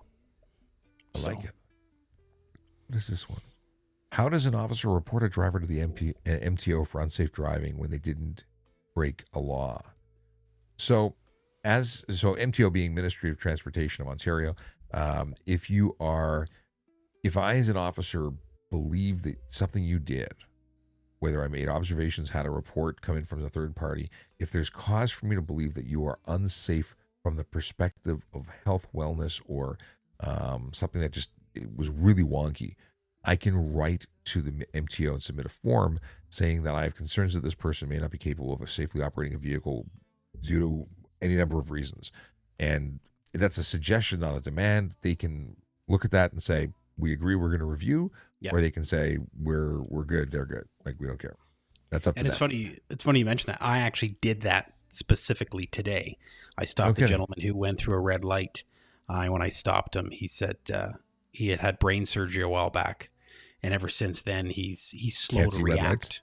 He said he's slow to react, and I that's said, someone who should not have a license. Yeah. And I told him, I said, unfortunately, because you've told me that, just so you're aware, I will be having to put in a report to Alberta Transportation to have you retested. I said, you may hear from them, you may not. It's up to them, but I will be putting in a report. Usually doctors are putting in those kind of things, but when you're seeing the eyes of the road or boots on the ground observing problems, then things need to be done. Sadly, I've taken a lot of licenses away for that reason by way of submitting these forms. And I know that elderly folks, who are usually the people we're writing about, rely on that for freedom and independence, and sadly they're going to kill somebody, so it's got to stop. Let's see here. We got Caesar, SEZR, says, Sean, if my parents' insurance says I cannot drive, will I be fined if I'm pulled over? So if you have a license and you are qualified to operate a motor vehicle of that class, then you can operate any motor vehicle that is insured in that class in the province of Ontario. Now, if the insurance company says, we're not allowing this person to drive, that is something between you and the insurance company and the person who owns the policy, which is your parents. So what would happen is this. As a police officer pulls you over, they would say, okay, you got a license, here's insurance proof of the vehicle. We'd send you on your way. We might charge you for whatever you did, but we wouldn't have any way of knowing what's in the fine print of your contract. But let's say you got into a collision. In that collision, wrote off your car. And normally your policy would say, that car is getting replaced now. But because you were specifically the driver not allowed to operate that motor vehicle, your insurance company would be absolutely within their rights to say, we're not paying, which means you're screwed. That's going to be $100,000 loss for the car, assuming it's a $100,000 car. They would pay the liability for the other drivers because that's required, but they would not give your parents a penny for their wheels. So I wouldn't mess around with that. It's a good question, though, because that even I get asked that out here a lot. Like, oh, I want my son to drive my car. And at the end of the day, it's like all we care about is the car is insured to be on the road. Outside of that, whatever your policy says is between you and your insurance company. So I'm sorry, I'm laughing here because CMG Glide says, cough 3 times that this is live. Because we're not answering things in real time. Yeah. And thanks to Caesar, who says, this is live, but they're live on multiple platforms, so it might seem pre-recorded. Yeah, we're widescreen, so it looks a little weird, and we're looking at multiple windows because there's a lot going on here. Well, you Marty go all Moose, out. sorry. Like, Marty Moose went on to X.com. We got a lot going on here. We got Instagram, we got TikTok, we've got LinkedIn, X, and YouTube. Trying to cover it for everybody. And like, to be fair, most people, when they do live shows or live streams, it's on a specific platform. Yes. So you see the comments on that. You're doing it on all platforms, and it's just you. So it's me running the show in my basement, pinging around like a ping pong, trying to look at all the comments. It is definitely something that I've developed a skill for. It's still not perfect. I really love that when we're both on here, there's some distraction. You get to do a little dance while I'm reading. Yeah. But it does help. And when I was with the police service, I often asked for the assistance of other officers in the building, and they would monitor or moderate. This is really just me, myself, and I. And today, my good friend Logan Grant from Brooks, Alberta, the Sergeant of Municipal Enforcement. Ooh. It's got a ring to it, eh? It's a thing. Yeah. What do we got here? We got Antigua 1999 who says, hey guys, how are we tonight? I'm doing well. How are you doing, Logan? Very good. Very good. It was a long day, but I'm happy to be here now. So it's a long day, and I'm going to have another long day tomorrow. I have long days every day, unfortunately, or fortunately, because thankfully I'm here to have those long days. It could be worse. Caesar says, thank you to Mr. Sean. I don't know how to pronounce your name. and I'm scared. Horace, not Horace. It's Horace, maybe. Can an officer ticket a driver for infractions committed in a private parking lot, stop signs, etc.? We had this conversation earlier. Yeah. 2 hours and 46 minutes ago. I gotta say goodnight. This has gone really, really long. I'm gonna get in trouble. Yes and no, depending on what we're talking about. There are charges in Ontario that are eligible on private property, but not stop signs. Whereas in Alberta, we've learned that they can be enforced. Yeah. Private parking lot, and it's mainly parking lots. Like, I'm not talking about someone's. You can't, if you're in your house, you can't be charged with distracted driving and stuff like that on your driveway. Do you need to have authority? Like for Ontario, police agencies go and make a habit of, or not a habit. They routinely go and speak to the property owners and get authority to act on behalf of that property for trespassing property. You don't need that. Interesting. So the Traffic Safety Act, the definition of a highway is very broad. So a parking lot is considered a highway under the Traffic Safety Act, unless, like I said, it can close at a certain time every day. Like if a gate comes up and closes it off, it is then considered private, and we cannot enforce on it. So, but if it's open to the public 24 hours a day and cars can come and go as they please, that's considered a highway under the Traffic Safety Act. But again, like we said, signage needs to be the appropriate approved signage by the province, regulated signs to enforce. But cell phones, if you're driving through the Walmart parking lot and you're looking at your cell phone, boom, distracted driving. Boom. Yeah, we've got stuff that absolutely applies, but it's specific charges, and there's been some expansion. Because didn't they just expand like stunting and stuff on private property for you guys? In 2018, I think now. Yeah. And then you have careless driving expansion. Let's see here. Here's a good one. How do police really feel about the government's weak justice system? I can tell you without hesitation that we're not happy. It's not perfect. I'm no longer. It's horrible. We have these milking cookies judges who are tough on crime that is lesser. I gotta be careful what I'm saying here, but people who are career criminals get really, really weak sentences. And why? Well, because no one hugged them. They lived in a neighborhood that isn't nice, or there's all these reasons why people who run around with guns and drugs get a slap on the wrist, while some guy who cheated his taxes goes away for a thing. I'm not excusing the taxes, but everybody needs to get spanked, and it's got to be tough enough to dissuade them from doing it again. Well, we laugh out here. You are more likely to get one of our career criminals in jail on a traffic violation for not paying an outstanding fine on a summons than they do for a criminal charge.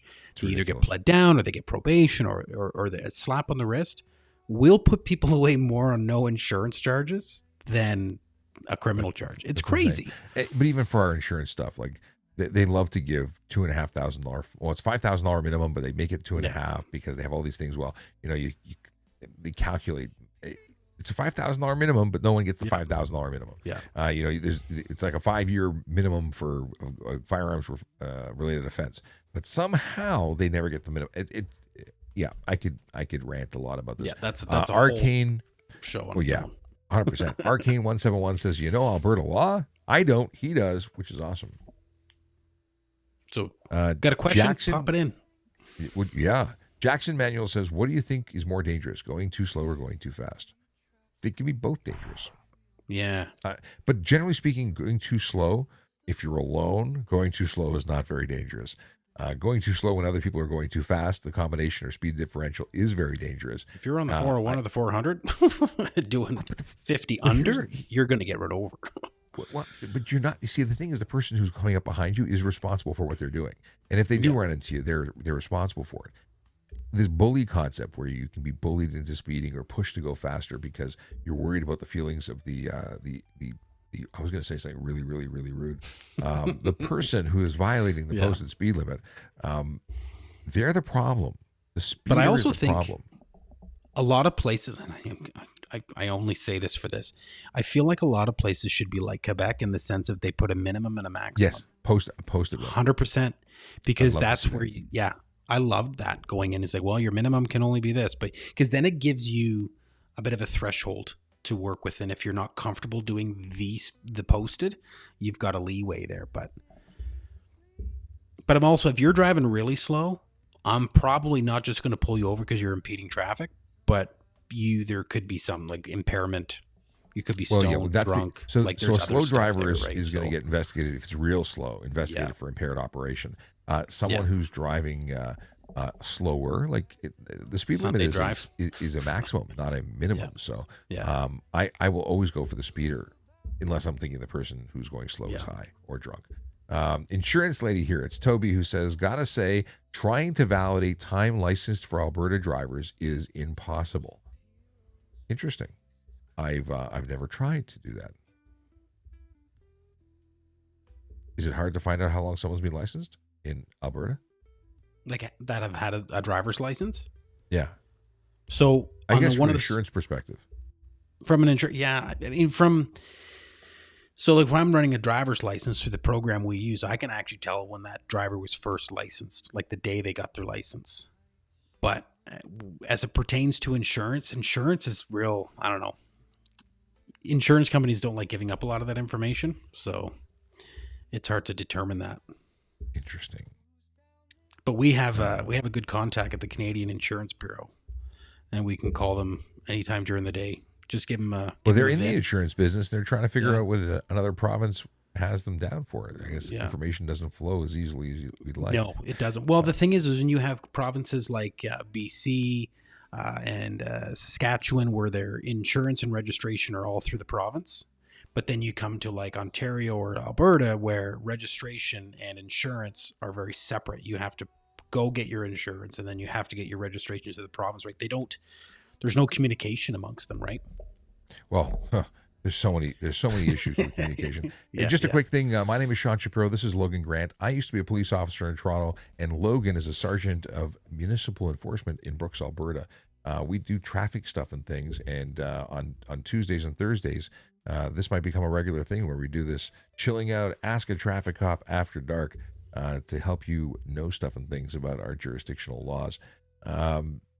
There was an interesting question that came up, and this is something that's federal. Sean, spelled correctly, just like I spell my name, says or asks, do you believe in the firearms bans from legal owners as of recently? I think I can clearly answer that for both of us. Sore subject. No, because we know it doesn't do anything to stop crime, because the people who are committing crimes are not following laws, and none of these bans mean diddly squat in relation to them, nor does banning any rifle, because the vast majority of weapons used in crime are illegal handguns smuggled in from the United States. I'm just saying. Yeah. I can say it a lot more colorfully. Yeah. I've been a victim of the new ban, and I've got so many prohibited weapons now. It has got me riled up pretty bad. So yes, But I mean, you have chiefs of police coming out saying that these bans aren't doing anything. Every Toronto law police, enforcement official Vancouver, except the sellouts that are supporting it, and there's very few. Yeah. Again, that's a whole show on its own, right, Sean? That is a mini series of me screaming. I'm so profanities into the camera. Not a fan. When it's wrong, it's wrong. And I, generally speaking, like traffic law is black and white to me. It's really easy. It's for the right reasons. It makes sense. When something makes absolutely no sense and gets pushed through, it's propaganda from a government that wants to show that they're doing something when in fact they've done nothing. But I'm getting political now. I'm getting political. Okay, I'm doing some calming down. We need an election, and we need it yesterday. And then we hope, or at least I hope, that we don't manage to get the same dum-dums in for another term. Please don't vote that way. Just saying. And I mean that for everybody. Please don't vote liberal. Oh, that was good. I don't know any other way to say it. This is not a political show. Please vote for Pierre. Vote liberal. Please vote for Pierre. Pierre's the man. You don't have to like him. In Canada, we vote for a party. We vote for plans, for so many things. For I want to say educated people who make good decisions. And I don't think that's what the qualifications are for the other party. and the dirty trickery and lying of anyway. I'm getting political. Yeah. You don't work for TPS anymore. Don't worry. I know I can say stuff if I want to say stuff, Yeah, but I really try and stay clear. I try and walk the line, man. I try and walk the line. Yes. You're doing good. You're doing good. I'm gonna call my sponsor, my political don't talk online sponsor. I don't have an alcohol problem. I have a Canada Dry problem. I ran out. I've been drinking. So my daughter dropped the case of Canada Dry. So because the case was wet, I put the whole thing in the fridge. Now I have to drink it all. It's diet. I'm not worried about it, but it's taking up fridge space. But I like cold pop. Yeah. Pop soda. You call it soda or pop in Alberta? Both. You hear both. I get in trouble when I say Putin because everybody looks at me like, "What are you talking about?" I'm like, Putin. Putin. It's Russian. Putin. Yeah. But Russian fries on my gravy. That was a big thing. Moving out here, I had to really tone down my French. Put some of my words. There ain't no French down by you. You're all cowboys. No, French is not a. But like in Cornwall, where I grew up in Cornwall, like we were right on the Quebec border, so we had a lot of French. So when we said poutine, it was putin. Okay. And then they just look at me like I'm on drugs out here. Yeah. But can you get a good poutine? No. No. I have to say that my favorite, although I'm not eating that crap anymore. I'm not having fried foods. Actually, I'm on a no carb thing. As you say it, I can see you crying while you say it, by the way. Yeah, well, there's one place, and it's All Star Ribs and Wings, and they do a cheddar and gravy fries, and I get them just a little bit well done, and it's really freaking good. Yeah. But I'm not doing that anymore. I'm not, Elgin Street Diner in Ottawa is, their poutine is amazing. But it's the curd. It's the curd. It's Trenton Rogers sent gifts. Thank you so much, Trenton. Steve sent a I don't know what that is. It looks like a galaxy or something. It's huge, just huge. Chris Wright wants to know if an off-duty officer, actually quite specifically said, could off-duty policeman in personal vehicle give a cell phone ticket? And in Ontario, absolutely. You're a police officer 24/7. If you see something, if you can identify the driver, if you get the license plate, even if we never stop you, but we can clearly identify you, we have 6 months to lay that charge. Absolutely, we can lay that charge. And I have absolutely laid charges from off-duty interactions because you got it. Mike Later. How you doing, brother? Mike is a steak man. And I mean he's a steak man in that he is the proprietor of a steak conglomerate. Can we say conglomerate? A location of a steak conglomerate in London, Ontario, for which I owe a visit to, for I have not been there for many, many years, and I need to take a drive to London to visit him. It was one of those things. So I'm going to tell the story, Mike, for a second. I'm at the steak shop, and it's a phenomenal place. Love the place. I don't know if you feel comfortable with me telling people what it is, so I wait for you to authorize me. But I'm there, and I'm with a group of police officers, and we're there for the media relations officer training course because we're doing it at OPC.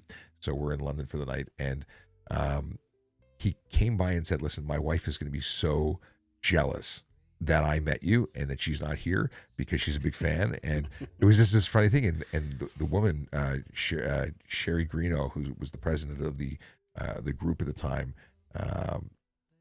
it's like, what just happened? So she had just like she was anti TikTok, and I'm like, it's TikTok. I'm a TikTok guy. I talk traffic and police stuff, and she was just blown away. Anyway, the next day I had to do a presentation on TikTok to the class, but it was great. It was a good thing.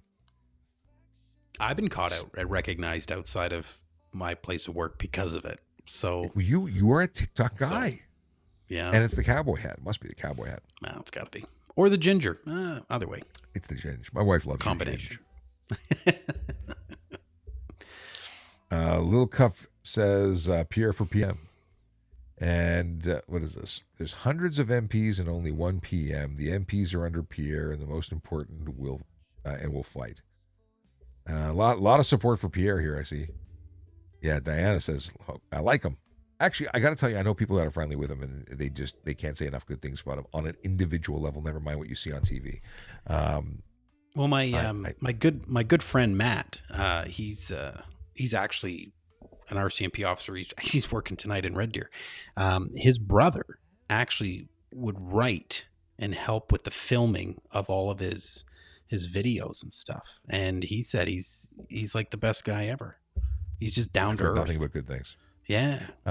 Arcane wants to know if you can ride by yourself with the learner's papers for a motorcycle. It's the same thing in Ontario. Once you get your learner's permit, you are able to ride with restrictions during, it has to be daylight. You get a half an hour grace before sunup and sundown. Trenton Roger wants to know if I'm coming to the Toronto Police Memorial. I will be there. I'm assisting with the Motor Squad Officers Breakfast that we historically host in before the event. So I'll be there with bells on. I will absolutely literally. Yeah, no, I get emotional when I talk about it, so I'm going to try and make this short. I'm a cop at heart forever, even though I've given up the badge and the job. And my brothers from other mothers and sisters from other misters are going to be there. And I pay tribute to the people who sacrificed everything. I'm lucky that I had 25 years of awesomeness as a police officer and special constable and auxiliary officer with the police service. And I miss the job and my friends dearly, but I went to memorials as a police officer, and I will do it as a former police officer as long as I can. Good. Please tell people. So this is, do you have a specific, actually, Mike, what's your location? And I'm going to, we'll promote the location. Let's see here. Hang on a second. I may even have it here. Is this for the memorial? No. I just want to make sure I get the right information before I tell everybody about it. Maybe we do an episode where you talk about the perfect steak. There we go. Chop Steakhouse, London, 977 Wellington Road. And they make a mean steak. So he must be getting his beef from Alberta. That's why Alberta it's so beef. good. That's why it's so good. We got someone who's a little biased about the beef. But yeah, Chop Steakhouse, what an amazing night we had. And I need to go back. I need to go hang out with Mike later. Okay. I got to write down the address. Mind you, it's the only chop in London, I'm assuming. Wouldn't get mixed up. You'll end up at a chop leaf if you don't get it right. And then you won't be getting steak. There you go. Scrolling. Everyone, a lot of folks with Pierre support here. Liver and onions. Anyone else? Jay, what's wrong with liver? You like liver and onions? He's making a face. I went and bought chopped liver for the first time in probably 20 years because I wanted to give it to my kids to try. I loved it. Chopped liver with some mustard on bread, on rye. It's before I went no carb. What's the coolest vehicle in the TPS fleet? I happen to like the Harley Davidson. Captain T says, Sean, go to sleep. And after 3 hours, I really need to. I really, really need to. Okay. I got to be up at 6 a.m. Let's see here. Logan could start a podcast with that circle. Would be an excellent profile pic for Logan. Oh, we'll screen capture it for you. I wouldn't. How much is a cop pension after 25 years? It isn't. I commuted the value of my pension. I left a week before I turned 50, so it's not a pension at all. I have a retirement locked in thing. Okay. Hey Logan, where's the beef? That's what Michael wants to know. Where's the beef? The best beef is here in Alberta. And it's all Alberta beefy. It is Alberta beef, according to Mike. Oh, actually? Oh, I knew it. You cannot have good beef if it's not from here. I'm sorry. Yeah, that just got my goat. I like that. Toby wants to know if a G1 driver can drive on a highway 90 kilometers an hour. They cannot be on a road, a highway that is over 80 kilometers an hour, but there are some exemptions specifically for certain roads. Like there's areas you can't get in and out of the area without going on that road, so there's exemptions for them. Okay. Hey, if you're watching and you haven't followed already, please follow. This is something I do Tuesdays and Thursdays. However, I do not see myself doing 3 hours again. This is a long live stream.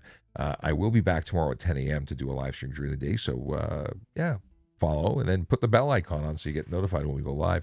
Also, this is available on YouTube and LinkedIn and where else? X and Instagram. Mohammed wants to know if a PR holder can be a police officer. They can in Ontario. I imagine it's the same everywhere. But you can certainly check the website of the service you want to apply and make sure. But I know Toronto Police will accept a PR holder. And I'm pretty That's a sure permanent RCMP, resident. and I think they made that decision about 6 years ago that they would allow PRs to apply. Jay says a recent poll is showing that people over 50 are voting for Carney, not this guy. What? Yeah, that's what I see. First of all, I am over 50, and you could not pay me to vote for that guy. He looks evil in the pictures. Like, but aside from everything else we know about him being what he is, he looks evil in his pictures. He doesn't have a likable face. The other guy I trust. Thin White Line Interceptor says extra large coffee for me in the morning, no doubt. I'm gonna be up to take the garbage out. We got here. Will Davey says 8 years in jail, and I've only met a whopping 0 legal firearm owners by walking through the door. ESD, damn it, Logan. Yeah. Now I gotta try and sneak out of work to go get some of that good stuff. Pierce, Will says Pierre is solid, nicest person I've ever met from the House of Commons. Yep. That's a lot. I just took 3 things out of context from one another, but they were all good. Yeah. Okay. Scotty Dodal. How do I say your name? Scotty. Dodal. Maybe it's Dodal. Dodal? I'm so sorry. 3 hours live streaming. I'm going to shut this down. You're the last question. Then we're going to read dad jokes. In a non-truck route, using a truck that is over on a reset. What does that mean? Do you know what that means? On a reset?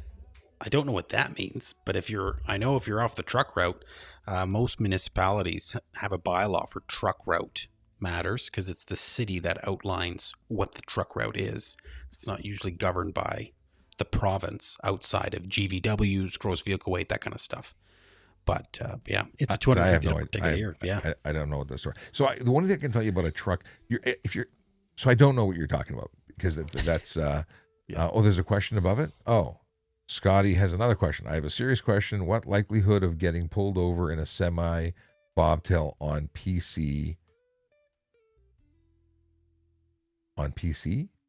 Probable cause. That's what that means to me. That's what I'm trying to decipher. So a bobtail. I mean, just getting pulled over on a bob. Oh, maybe that's the. So bobtail is obviously just the truck. No trailer. Truck, no trailer. Yeah.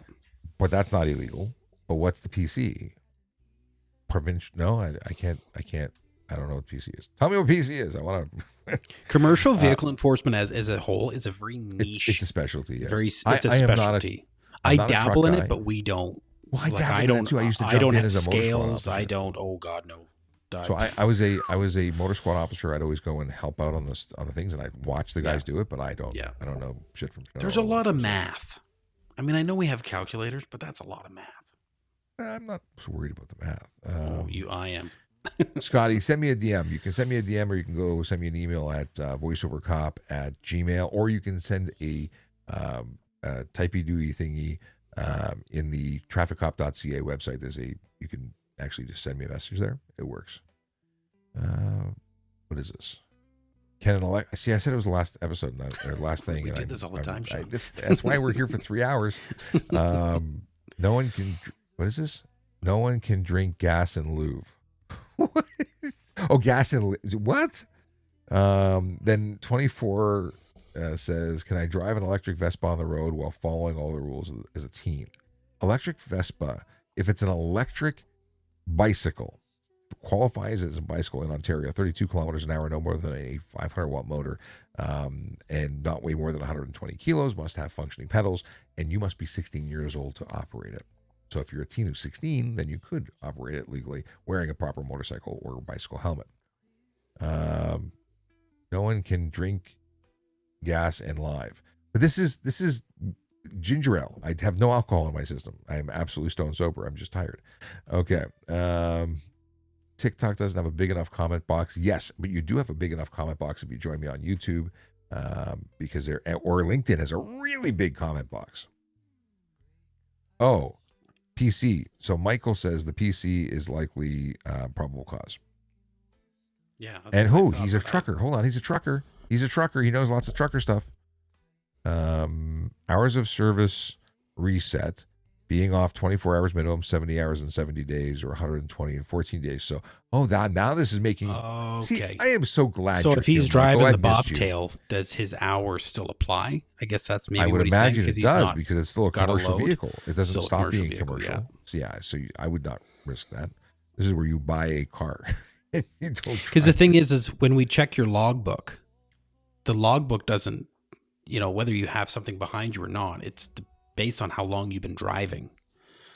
So if you're beyond your hours, you're beyond your hours. You can't be driving.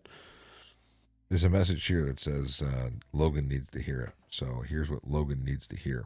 Oh, no.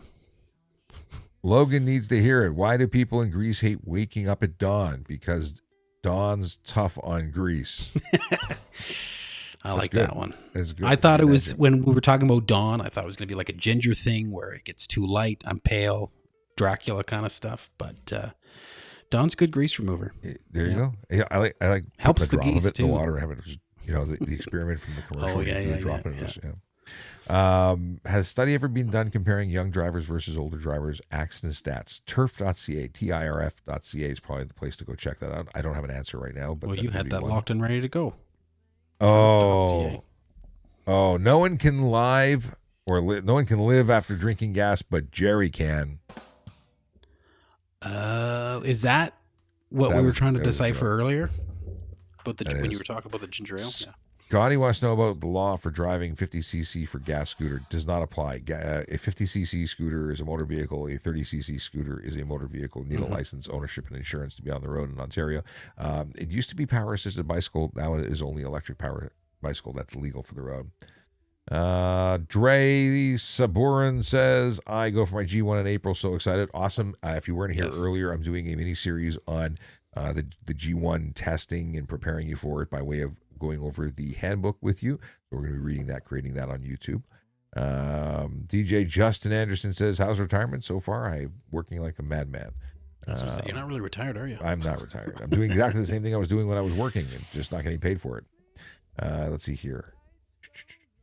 Last time I saw, Gravedigger says Vespa is considered a moped, not an electric bicycle. Motor is higher than recommended. If it's more than 500 watts, it's a motor vehicle. Yeah. Last time I saw you live, you were still an officer. Did you retire? Yes, I did. Well, technically it's commuting pension, but I left the service and retired from policing. And it makes things complicated, so I always say retired, but it's not technically retired. I'm not getting a pension. Okay, Scotty sent me a PM. Awesome. OLR, there you go. Well, follow me here because no one's doing the traffic services thing anymore, sadly. And now let's get some dad jokes because we got a couple of them flagged. Brandon says, although he's not watching us, read this. Is Chewbacca in Sasquatch? What is this? Question, is Chewbacca in I guess he meant and Sasquatch related. Then he corrected it. And I didn't realize, I thought it was a dad joke, so I flagged it, but it was just. Yeah, this was like when I first got on. I was reading a long time ago. I was like, I don't dad understand. Joke. My son had his first coffee. He said it tastes like mud. I told him it was ground this morning.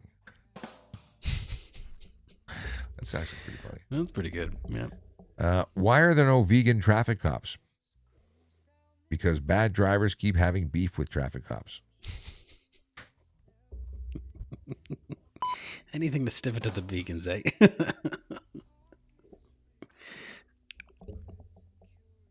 We lost your audio, Sean. Yeah. You can hear me, though, so that's good. No, can't hear you. Come back? There you go. Oh, I don't know why that happened. I pressed a button. It beeped, I heard and it. I heard a everything. chirp, and then that was it. Interesting. No, yeah, I don't know why that. I don't know how that happened. Okay. How does a cow get to the mall? It's a moober. A moober. It's pretty good, moober. But what else here? What do you think of the 80s? Whenever I think of the 80s, I always think of a boombox. Maybe that's just a stereotype. The 80s, I love the 80s. I grew up in the 80s. Steve, you didn't grow up in the 80s, did you? You weren't around for the 80s. But the 80s is awesome. And I kind of want to get my parachute pants out and my neon shoelaces, neon tracksuit and stuff. and like that, my Sony Sports headphones and Walkman. Everything was yellow. I still have my boombox, but not the giant boombox. But I do have a Sony that take like 20D batteries. That was 1986 or 1987. I had all my. I think it's going back a ways, but I was definitely there. You were alive in the 80s? Why do I think you're so much younger than me? But that's okay. I mean, I was alive in the 80s. I was only born in 88, though. Technically, I was alive in the 80s. But I mean, like I don't know. I'm at the point now. Oh, my wife says, please don't do that. No parachute pants, no neon. And it was the wide laces, right? The wide laces. Yeah. It was super wide. You go to the Did you have store. the curly ones? The curly laces? No. I had the wide ones because, Run DMC and then I had the Fat Boys. The 80s were awesome. I love the music was awesome. I love 80s Tearaway music. pants. Yeah. Oh, yeah. Scotty's going to send you my 8-track boombox with D cells not included. Yeah. The price Surf of D style cells. jacket and hypercolor shirt. Oh, the hypercolor shirt. That's what I was thinking. Yeah, you squeeze them and they change color or the heat. I don't know about that one. Oh, I'm deep diving on retro pages on everything. It's feeding it to me. The algorithms are feeding me retro stuff. I was an RC car guy. I'm a geek. RC car guy. And I'm on Tamiya and Kyosho and Marui fan pages looking at my childhood and pictures. And all I want to do is build RC cars now. And you know what the RC cars are? They are pre-built. What is that? Building it was the best thing ever. I watched this guy on TikTok, and that's all he does is build RC cars. He'll buy like a model car, and then he turns them into RC cars. I've seen him on TikTok. I kind of want a laser cut one, 3D print one, and I'm sure you could. Such cool stuff. You've got time now. No, I don't have any time. I have too many toys, and I have to size things down. Right. I have to get rid of stuff. My wife's going to kill me if I buy any more stuff. But I have about 10 RC cars in a box that are all in different levels of. So first of all, Michael is reminding me. He says, "Jokes at end. What are you doing? You're supposed to stop. You said you're stopping in 3.5 hours. This might be the longest live stream I've ever done." MC Hammer Pants. That's what I'm talking about, brother. Ryan says MC Hammer Pants. You can get like the tearaway ones, like on the Full Monty. Never gonna. No. Oh, come on. That's not my bag. That's no. All right, I have got it. What is this? Please post a video tomorrow with a photo of how you looked in the 80s with hair. I had long hair in the 90s, but I have curly hair, so my hair was long, but it didn't look long. It kind of looked like a mullet. As Michael says, get a mullet wig, and I'm like, I kind of had one once upon a time. My wife is kind of big in with the me 80s. now in the chat. She goes, please no, Don't please. Hey, you guys from this MB Mountie? Whoa. Oh, Manitoba Mountie. Justin, what's going on? Yeah. Hey, listen, any coppers who are on here, please DM me so I can follow you back. And he says, hope you guys are doing well. Doing great. Yeah. Doing great. This has been a lot of fun. I hope you're doing good. You're in Manitoba. I hope you're doing good. What is wrong in Manitoba? What's going on? Nothing. There's nothing out there. You're making fun of him? No, there's nothing out there if you're a Mountie. You Really? watch your dog run away for a month. So when I was going you're to either Saskatchewan, cold or that's the same thing. Sadly, my Saskatchewan story is I never got to Saskatchewan because my friend was murdered, and the funeral was when I was supposed to be in Saskatchewan. But I was supposed to speak to the RCMP and the and all sorts of schools and universities and people about stuff and things and distracted driving. And I was doing this circuit with TIRF, the Traffic Injury Research Foundation. So I've got to travel Canada and do a speaking circuit because there's so many people and places I got to go meet and see and so on. What is this?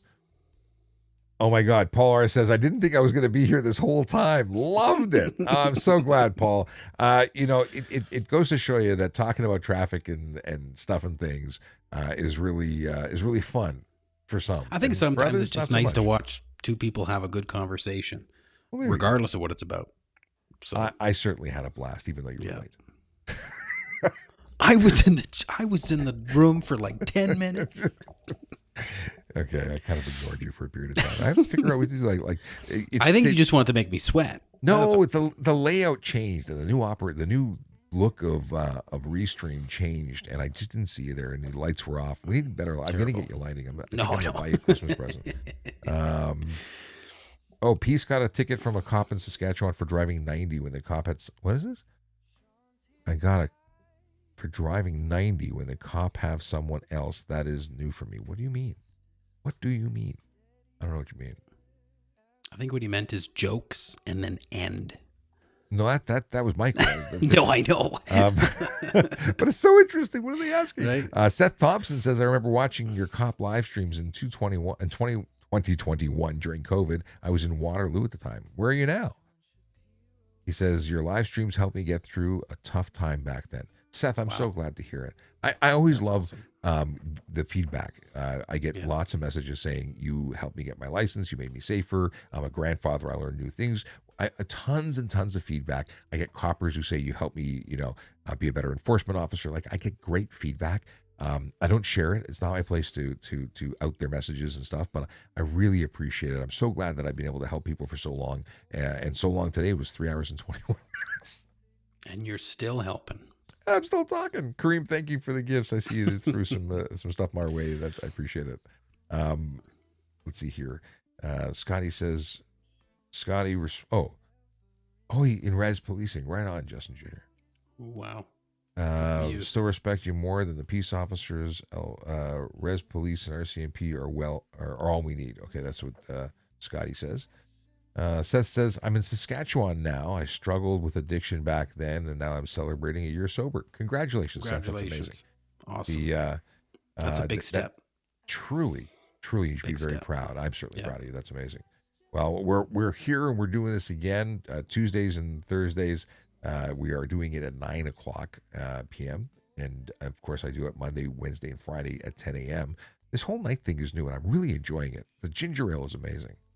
Oh, I thought you were going to say the ginger. I was like, oh my God. Well, you're the ginger ale. You got to put the I ale never on even the considered end. the connection oh my there. God. But I like I used to have ginger. Oh, my beards were It's in there everything that's somewhere. white in I the can beard. see it. No, but wherever the white is, that used to be ginger. Yeah. You still got some curl here, though, eh? Little red here in the corners. Yeah. The mustache. It's there. Is that. Yeah. So when I went to the beard guy, he asked me if I wanted to do the tips. I don't know how I feel about it. But see, it would look more like your hat logo, because your hat, it looks like you're supposed to have a little bit of that curl there. Well, Although you're going to start looking like Santa Claus soon, so we don't want to do that. Something like that. Seth followed the host. Thanks so much for the follow. Casey Security Services.